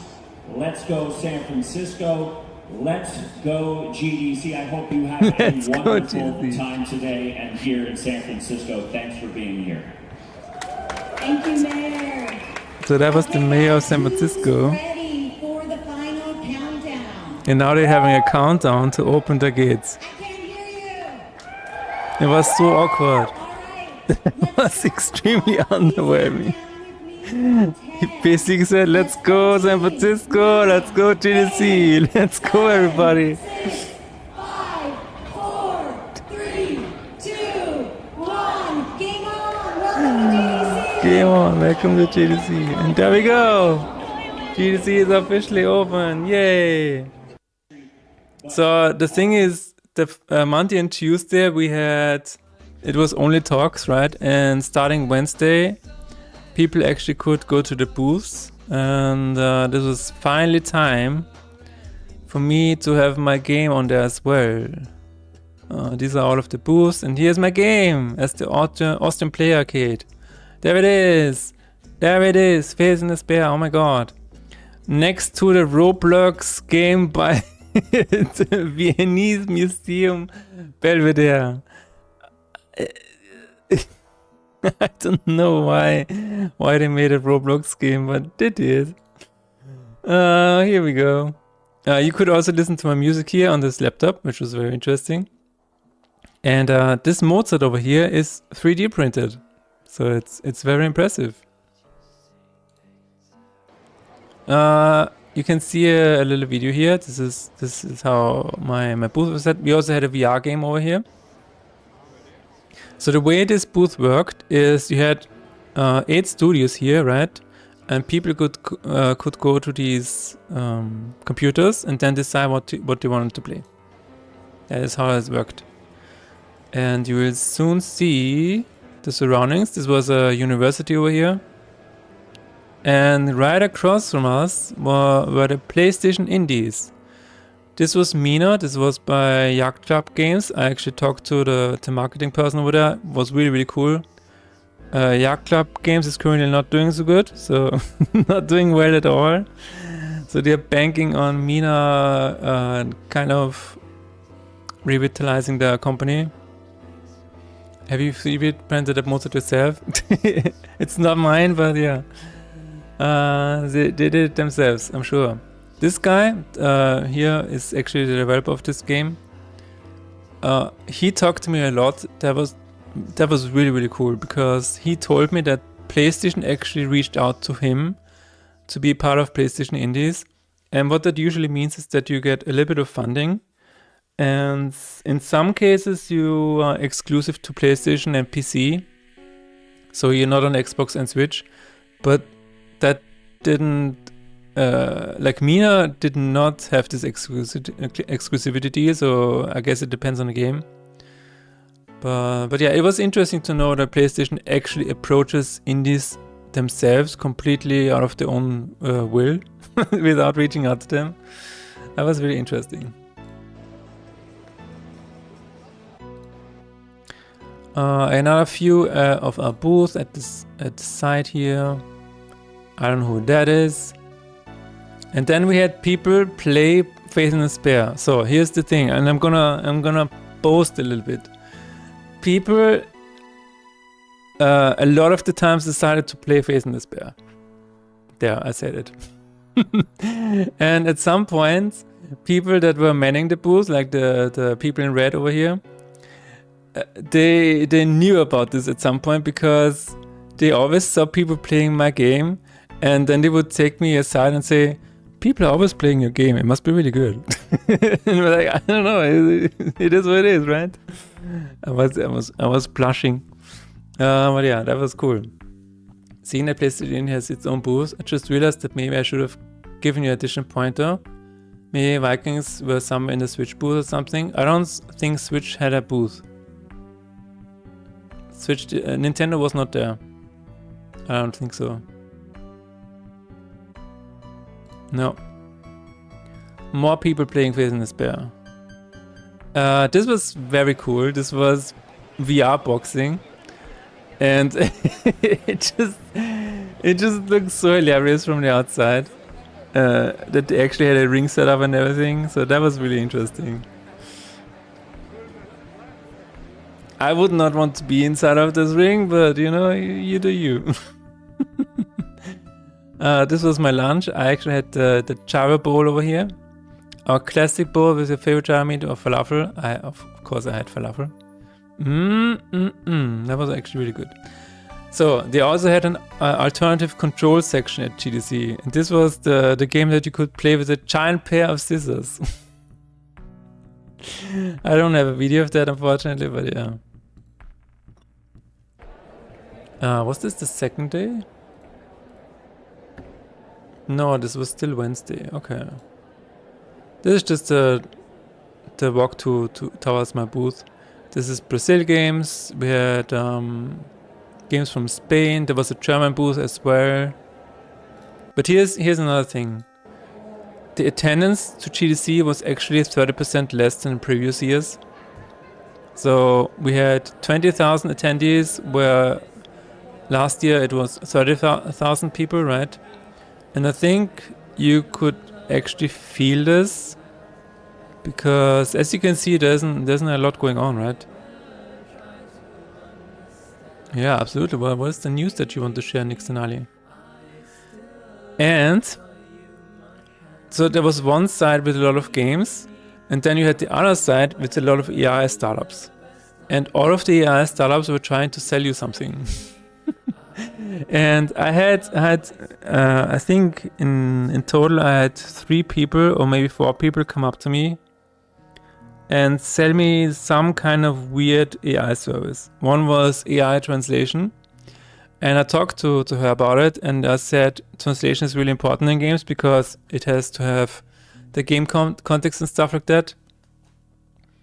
And her solution was, yeah, you can just have your own dictionary, so the AI knows exactly about the special words that it needs to use. And I'm like, if I have to have a special dictionary for special words that the AI needs to know about, why can I not just hire somebody to do it? Who knows about all of this? Okay, and the other one was AI used for artists. So this startup wants to have artists use AI to extend their own abilities. Basically, they're training an AI on your own images, so you can make, I don't know, you can start making images with AI in your own style and then build on top of that. I don't know. That also felt a little strange, but maybe that can help you in the future. I don't know. Or maybe if you want to extend your image to the side and then you can just let it autofill in your own style. Maybe that helps. I don't know. To try to steal my job. I mean, I have no idea. AI translation is in a weird spot, I think. I'm not sure if it's ever gonna play out 100%, but maybe you can use it as a help. I don't know. This was on the other side of the PlayStation Indies. Oh yeah, that was a complete surprise. I looked around and then I suddenly was standing in front of the IGN guys. So this is Pierre Schneider over here and other IGN editors. And I never thought I would see Pierre Schneider in real life, but here we go. I saw Pierre Schneider. I think he's a really cool guy. They had some information about the trailers and stuff. So if you want to have your trailer on GameTrailers.com, or on the Game Trailers YouTube channel, you can just write them an email and they will maybe just upload it. And if it does the numbers, if it has like 50k views or whatever, they will actually think about posting it on the IGN main channel. So this is cool information. And you can send them to the emails like this. Yeah, that's it. Back to outside, more people playing Phase in Despair on both screens. Look at it, look at it. People are playing Phase in Despair all the time. It was so cool. That was really special. I now saw a video of an image of Pierre Schneider. Congratulations. This guy was really cool. So this was one booth behind us and suddenly they just played live music.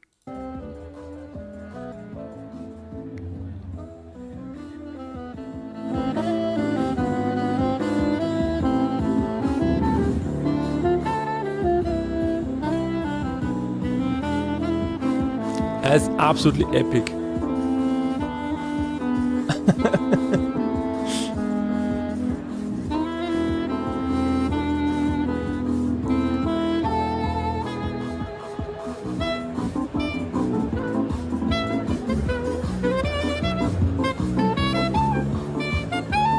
He's really good.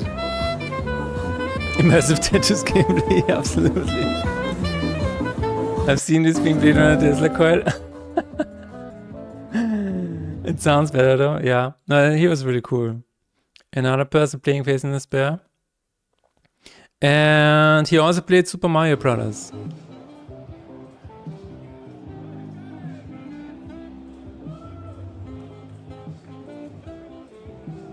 Da da da da da da da. Here's a video I made of gameplay because I wanted to see what the thing is, what the cards are doing. But yeah, that was really cool.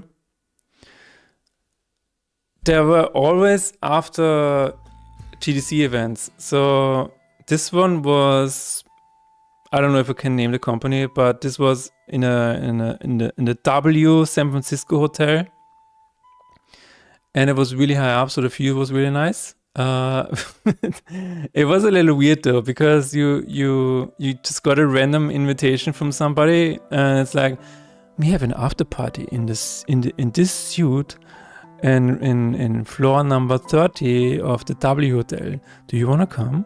And when you arrive there, it's just a suite with some people hanging out, and you have no idea what's going on. It was just strange, so I left. But yeah, W San Francisco. Another Cybertruck in the wild. Next time you'll need a bigger booth. Yeah, absolutely. Did you get any feedback on the game? Maybe some of the Americans also dislike hexagons with Bash. I got some really cool feedback on the game. I got feedback from a 3D artist who worked on Clair Obscur. That was really cool. I got feedback from a VFX artist. I got feedback from a sound engineer. I got feedback from a game design professor. And yeah, also some marketing guys and stuff like that. And other people that I don't know their jobs of, but I got some really, really cool feedback. Also the guy opposite to us, the PlayStation Indie guy, he also checked out my game and gave me some tips. Yeah, all in all, those were really, really cool. So I think for that alone it was worth it. But I still have to sort through all of it. I have not had the time yet to go through all of the feedback and make a list of what I want to do next.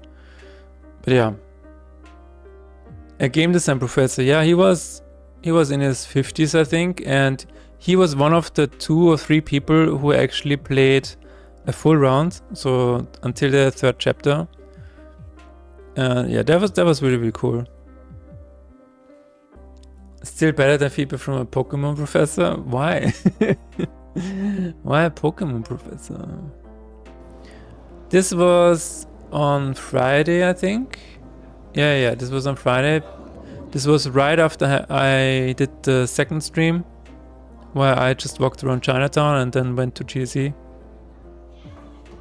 I didn't know if streaming was allowed inside of there, but that connection would have probably not have worked anyways, so. But yeah, this was the escalator down into the basement. Oh yeah, here's another alternative control game. You actually had to move the sofa to walk through the world. That was interesting. Somebody should invent a monitor that can flex around pillars. Yeah, why not? They always have banners to cover them up, yeah.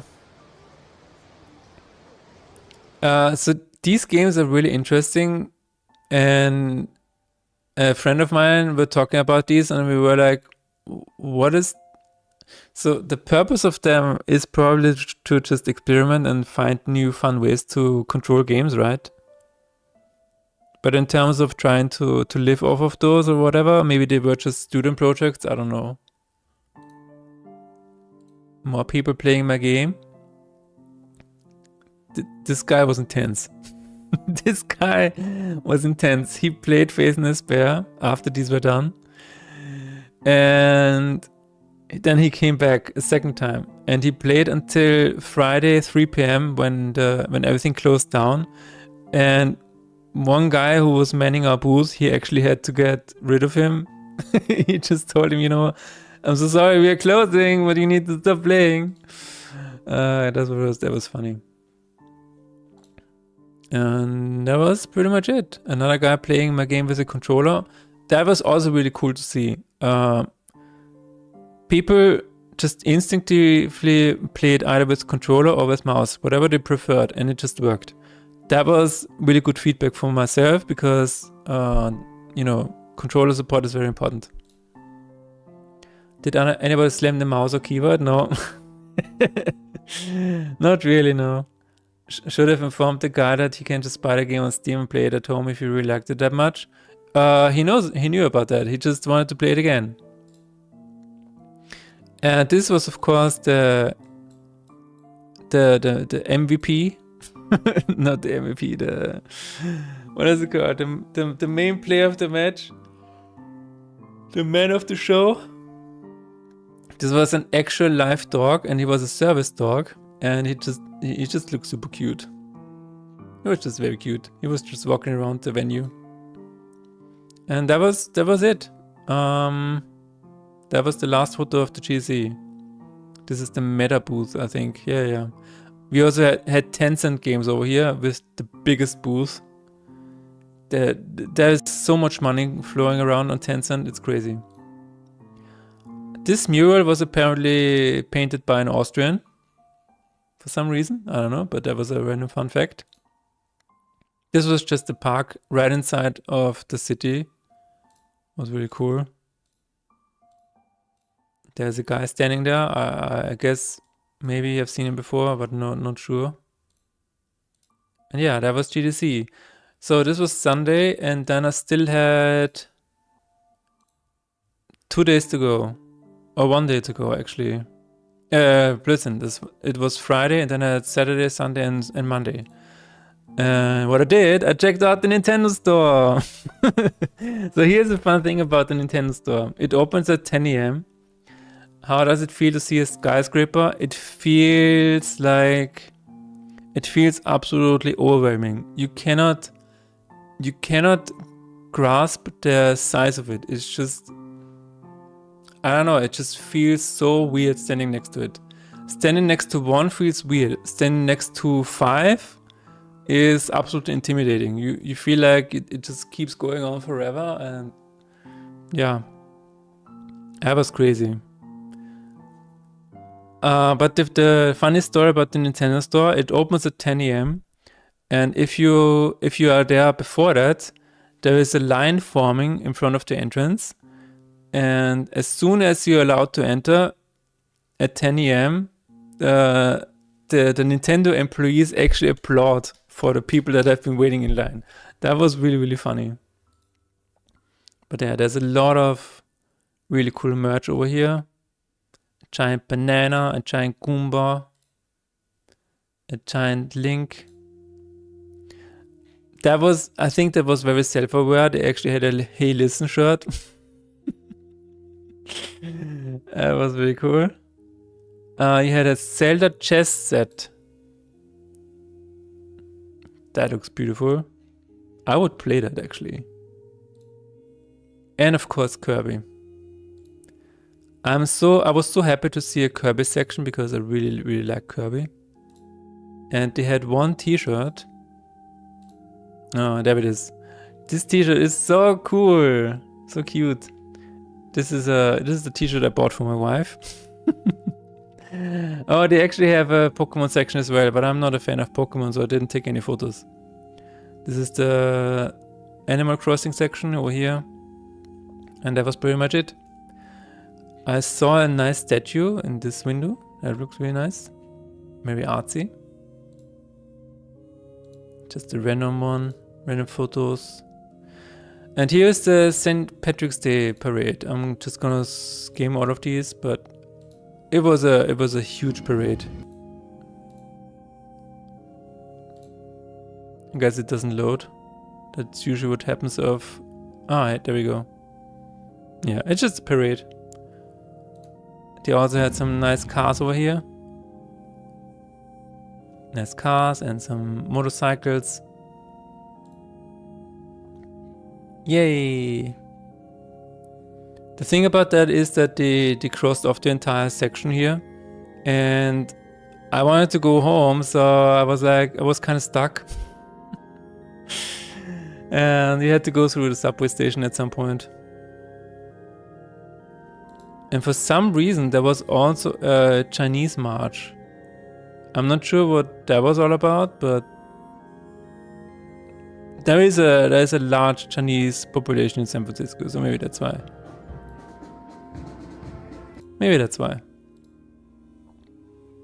Here's more AI ads for some reason. AI code giving you production anxiety, we can help. AI code giving you who approved this combos, we can help. AI code giving you future you problems, we can help. I'm not sure if they can really help, but that's a nice car. Anybody know this car? I don't know. Tunnel to Chinatown, the spy again. Listen to humans, do not replace them. Outset.ai, the AI-powered research platform. So, yeah. I guess AI is the future, but only as an assistant, kind of. So maybe you always need to be a director. But here's the thing. Have you seen the new Balenciaga video? There is a new AI-generated Balenciaga video. And it is 8 minutes long. I will share it with you guys. Which is fascinating. So this is entirely AI-generated. And here's the weird thing. So I previously said in the stream that the intent is very important when doing anything creatively, right? And I feel like this guy has found something. He basically generated with AI, but with intent. So this movie is actually strangely working, and it's so fascinating how far this technology has come. It is so fascinating. So yeah, definitely check this out after stream or whatever, whenever. It was really, really cool. There's even a cat here that looks very cool. I mean, you can still kind of see that it's AI generated, right? It has this weird sheen or whatever. But I mean, it's getting better and better. DLSS 5 enabled, yeah, absolutely. Probably a yellow Ferrari. Oh, yeah, that would make sense. Hello, Baron, how's it going? There is a guy in California who not only looks and sounds like Arnold Schwarzenegger, but it's actually him. Wow. I should have checked him out. But yeah, this video is very interesting. And I think one of the comments actually says it. This is, every time this guy uploads a video, it's basically the current state of the technology. Which again, I'm very, how do I say it? I like it when humans make the content, you know, but in this case it is, I don't know, it weirdly works. It weirdly is working. But anyway, I was in a botanical garden. Not much interesting things to see, I guess. Flowers. Let me just zoom out a little bit. Here's another Chinese gate. The dinosaurs are back, of course. This was a tropical garden where you can see people in the pond.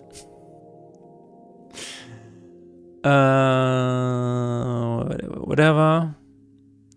That one was cool. There was a giant dragon in the water. You seen this only 50 seconds, but still.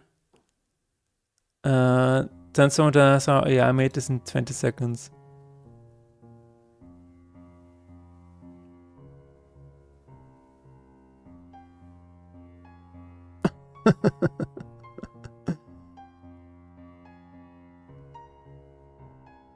Nice. That wasn't rendered in 20 seconds. It was most likely the result of many prompt tweaks and re-renders. How do you know?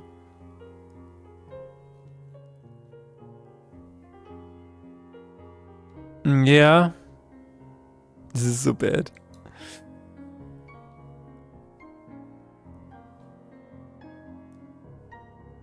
I mean,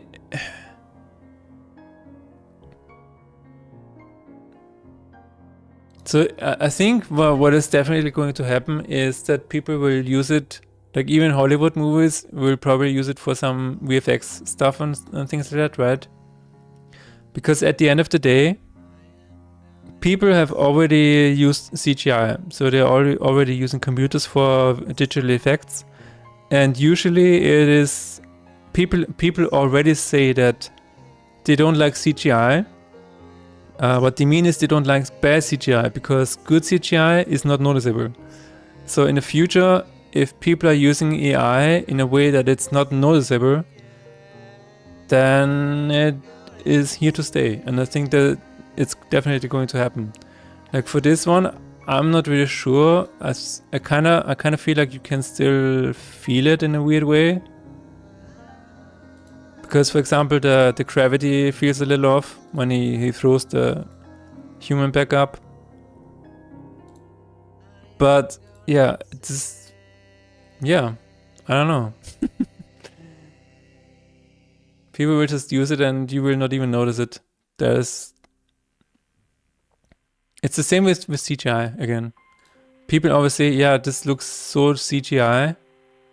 And they've said it for the past 20 years, and now they will say, yeah, this looks like bad AI, but there is also going to be good AI usage. Fortunately or unfortunately, we will have to see.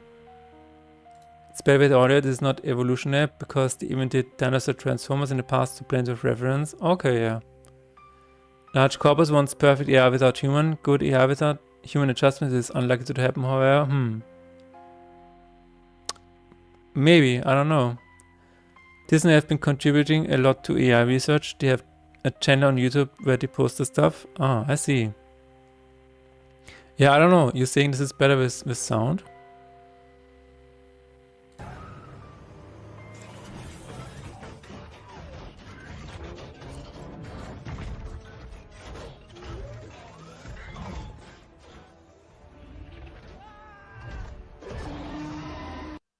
True, the sound is really good. Crazy. Actually crazy.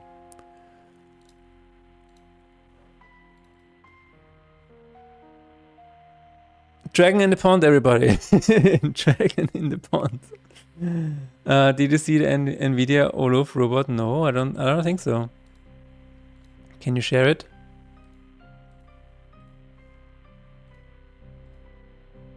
I saw some buffaloes over here. Wow. But yeah, this was the general feeling of San Francisco to me. We had Cybertrucks, we had Waymos, self-driving cars, AI ads everywhere, people just using AI for everything, and AI is the future, AI this, AI that. That was, I think, the overall feeling that I got from San Francisco. It kind of wants to, like, it desperately wants to be in the future, is what I thought about it, what it felt like.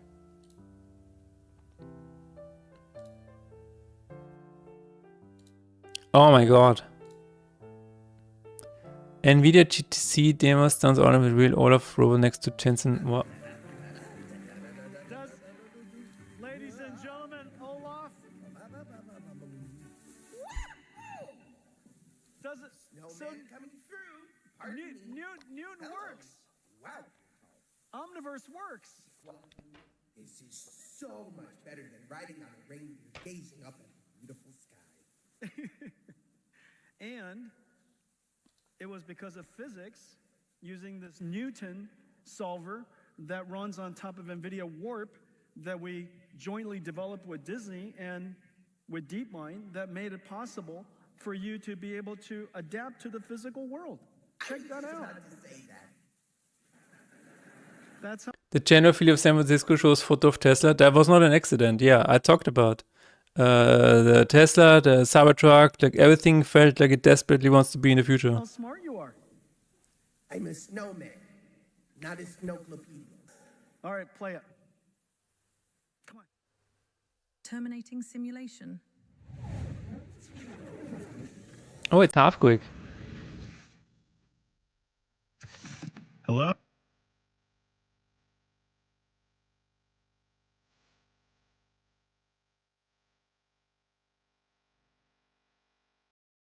Camino Simulator.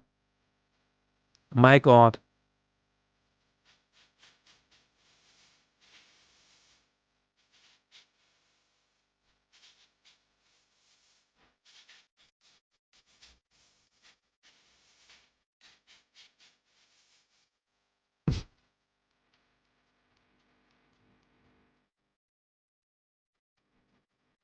We have an ad upcoming. What? No, sorry. What? Wow.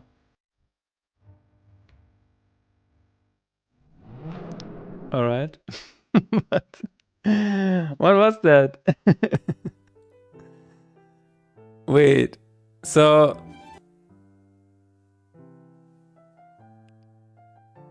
it is about a robot, right? But what is all that? This is all a bit before its time, but you know about NVIDIA Omniverse? No.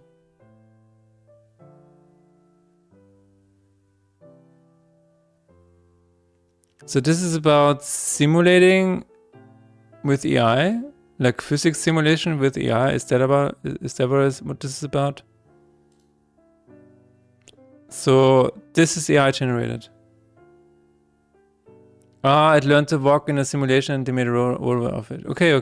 They trained the robot in a virtual world. That makes sense. Okay. Give me 1 second.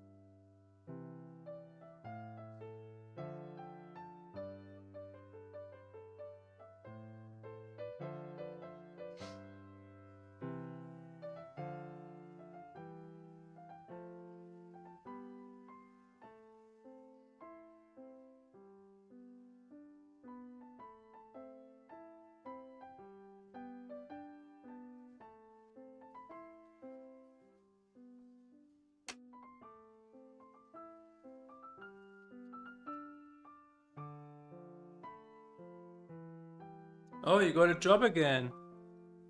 Well, congratulations, Nick Sinali. There we go. I hope it's going to be a good job. Congrats.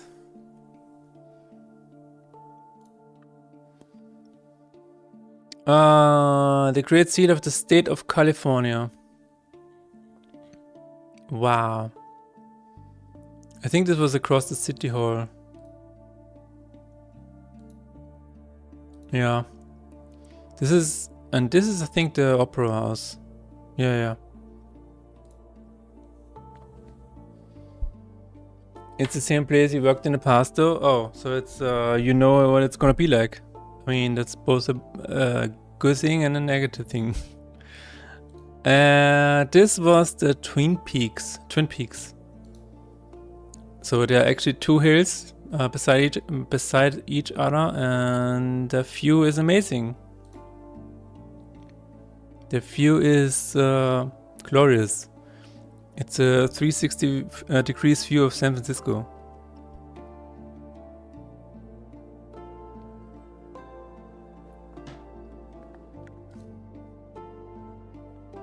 Wow, so much view. Wow.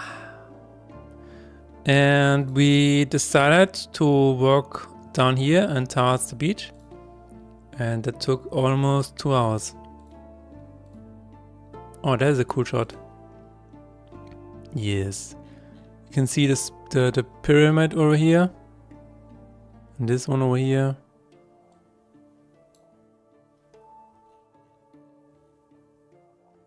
€550 per month, alright.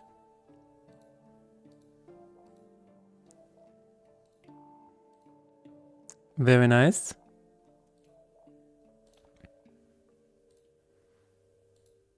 Just taking a little walk through San Francisco. This is again the suburbs where, you know, a lot of people live, I guess. And you also have this truck over here, and I said, I wonder if they are also afflicted by the RAM prices. Cute little houses. I really like the house design that they have over there. It's just very cute. Look at this little thing over here. It's very cute. Another nice church with a blue ceiling over here. Blue roof.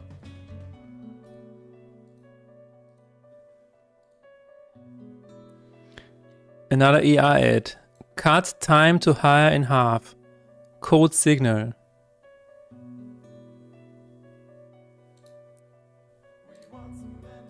That was a really cool tram station.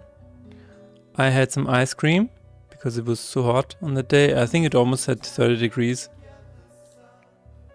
That was a cool idea. There was a poetry place where people could just post poetry. That was at cool. Okay, here's another thing. When you press this button, it says wait.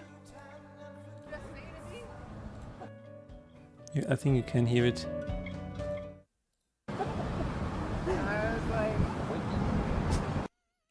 I was like, wait. That was funny. Nice ice cream, yeah. This gig should last for probably 6 months. Ah, okay. So it has a limit. And yeah, this was just another dog park, and this was the beach. With some giant giraffes. Yay! You know, as an Austrian, I'm not at the beach very often, so this is always something special for me.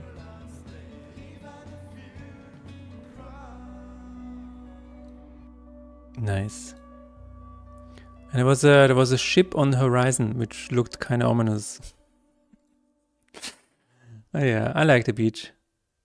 I'm not actually keen on swimming in the ocean, but I just like the general vastness of it. Because there's just nothing, just water. And yeah, that was pretty much it. Another spire, another Chinatown. Oh yeah, for some reason they have Harry Potter Monopoly.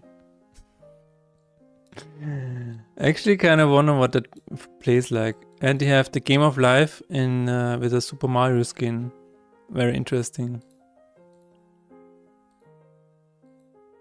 And this was the final day with the final stream. This is the Full House intro with the painted ladies. And there's one more thing that came up. It was, well, this old car, for example. There was a for some reason there's this road down here. I forgot the name of it, but it is a very touristy attraction, and the cars have to ride like this, like in a sneaky road, and people just ride through that and with cameras and stuff like that. It was weird. It was just weird. I'm basically on a job through agency, so to say. After the agreement with agency, the company, it will work. I will work at ends, so I basically have either an option to look for another job or stay as an enchanter. Okay.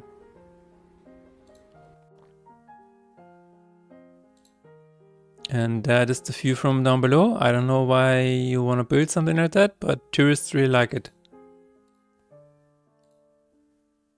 And that is probably it. This was the final day.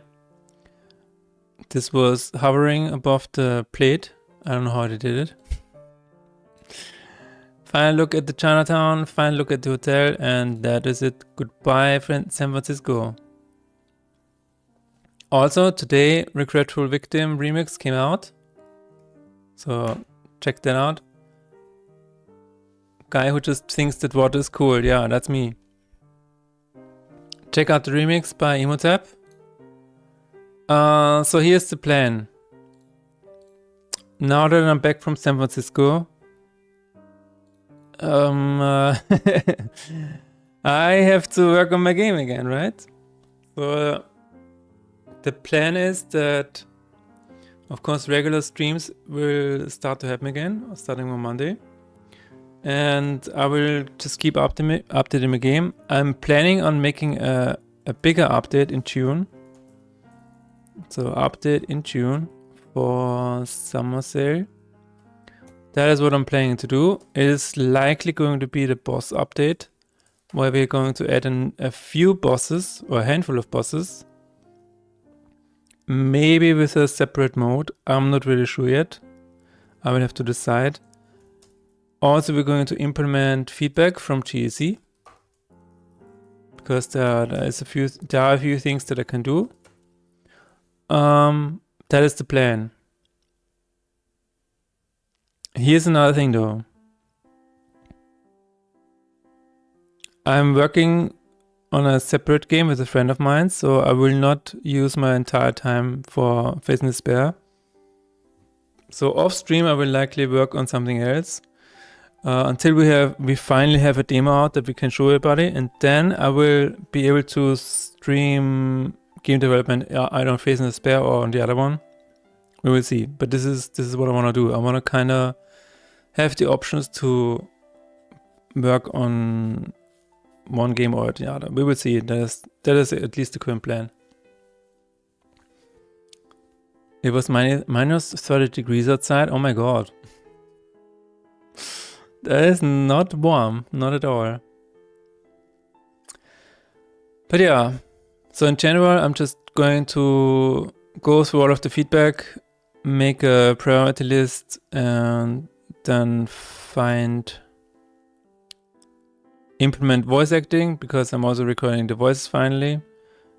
Add the mastery art. Voice for Death. Mastery art. Which is almost done. I think there are only 2 missing. And yeah. Update in June. And then we will see. But that is it for today. I am super tired. I'm still a bit jet lagged and everything else. My body is still adjusting to everything. The flight home was not good. Let's just put it that way. So I'm glad I'm still alive. I'm glad I arrived at home, and I'm glad I'm here. I hope you got something out of the recap today. Some of the photos I think were interesting. I will see you all again on Monday with another Faith and Despair stream. Until then, I wish you all a good evening. It's not evening yet, oh my god. But I wish you all a nice weekend, alright? Have a nice weekend, and I will see you on Monday. Goodbye.